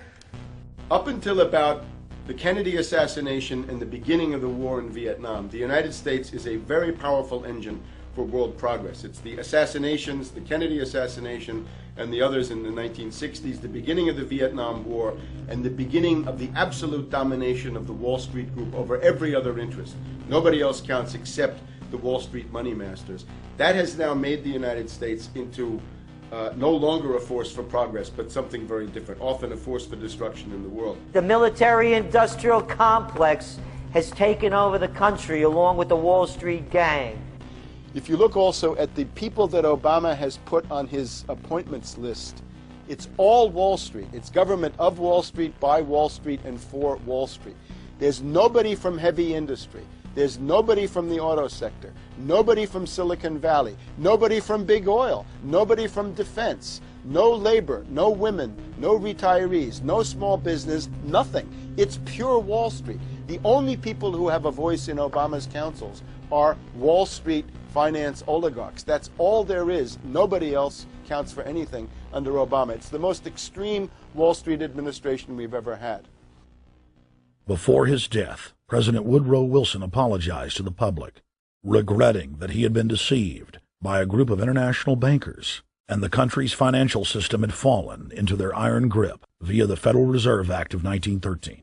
Whether sought or unsought by the military-industrial complex, the potential for the disastrous rise of misplaced power exists and will persist. Dwight D. Eisenhower, he warned the people that the military-industrial complex was taking over the country. Only 3 years after leaving office, President Eisenhower's prophetic warning concerning the threat posed to our system of government by the military-industrial complex came to pass. President John F. Kennedy had enraged the entire elite network. Now, Kennedy was brought in as somebody who was expected to be a puppet. It was thought that his pro-Nazi father, Joseph P. Kennedy, the bootlegger, the speculator, would guarantee that Kennedy would be obedient to the establishment. They thought that Kennedy was a sex maniac who could be manipulated through all of this, but it turned out that through his personal suffering, Kennedy had discovered a personal sense of himself which went beyond just being a puppet, and he began to think about things like economic recovery, world peace, having a space program, making deals with the Soviets, cutting the Federal Reserve down to size, and a whole series of other things. Executive Order number 11110, signed by President Kennedy, began the process of abolishing the private Federal Reserve. Kennedy was also pushing for real civil rights reform and had begun the process of pulling the troops out of Vietnam. The last time you had an actual president was Kennedy. The oligarchs took swift and decisive action. When John Kennedy attempted to take the government back from the robber barons, he was brutally murdered. The message to future U.S. presidents and leaders across the world was clear: do as you're told or die. John Fitzgerald Kennedy was the last true president of the United States. And until the globalists are removed from power,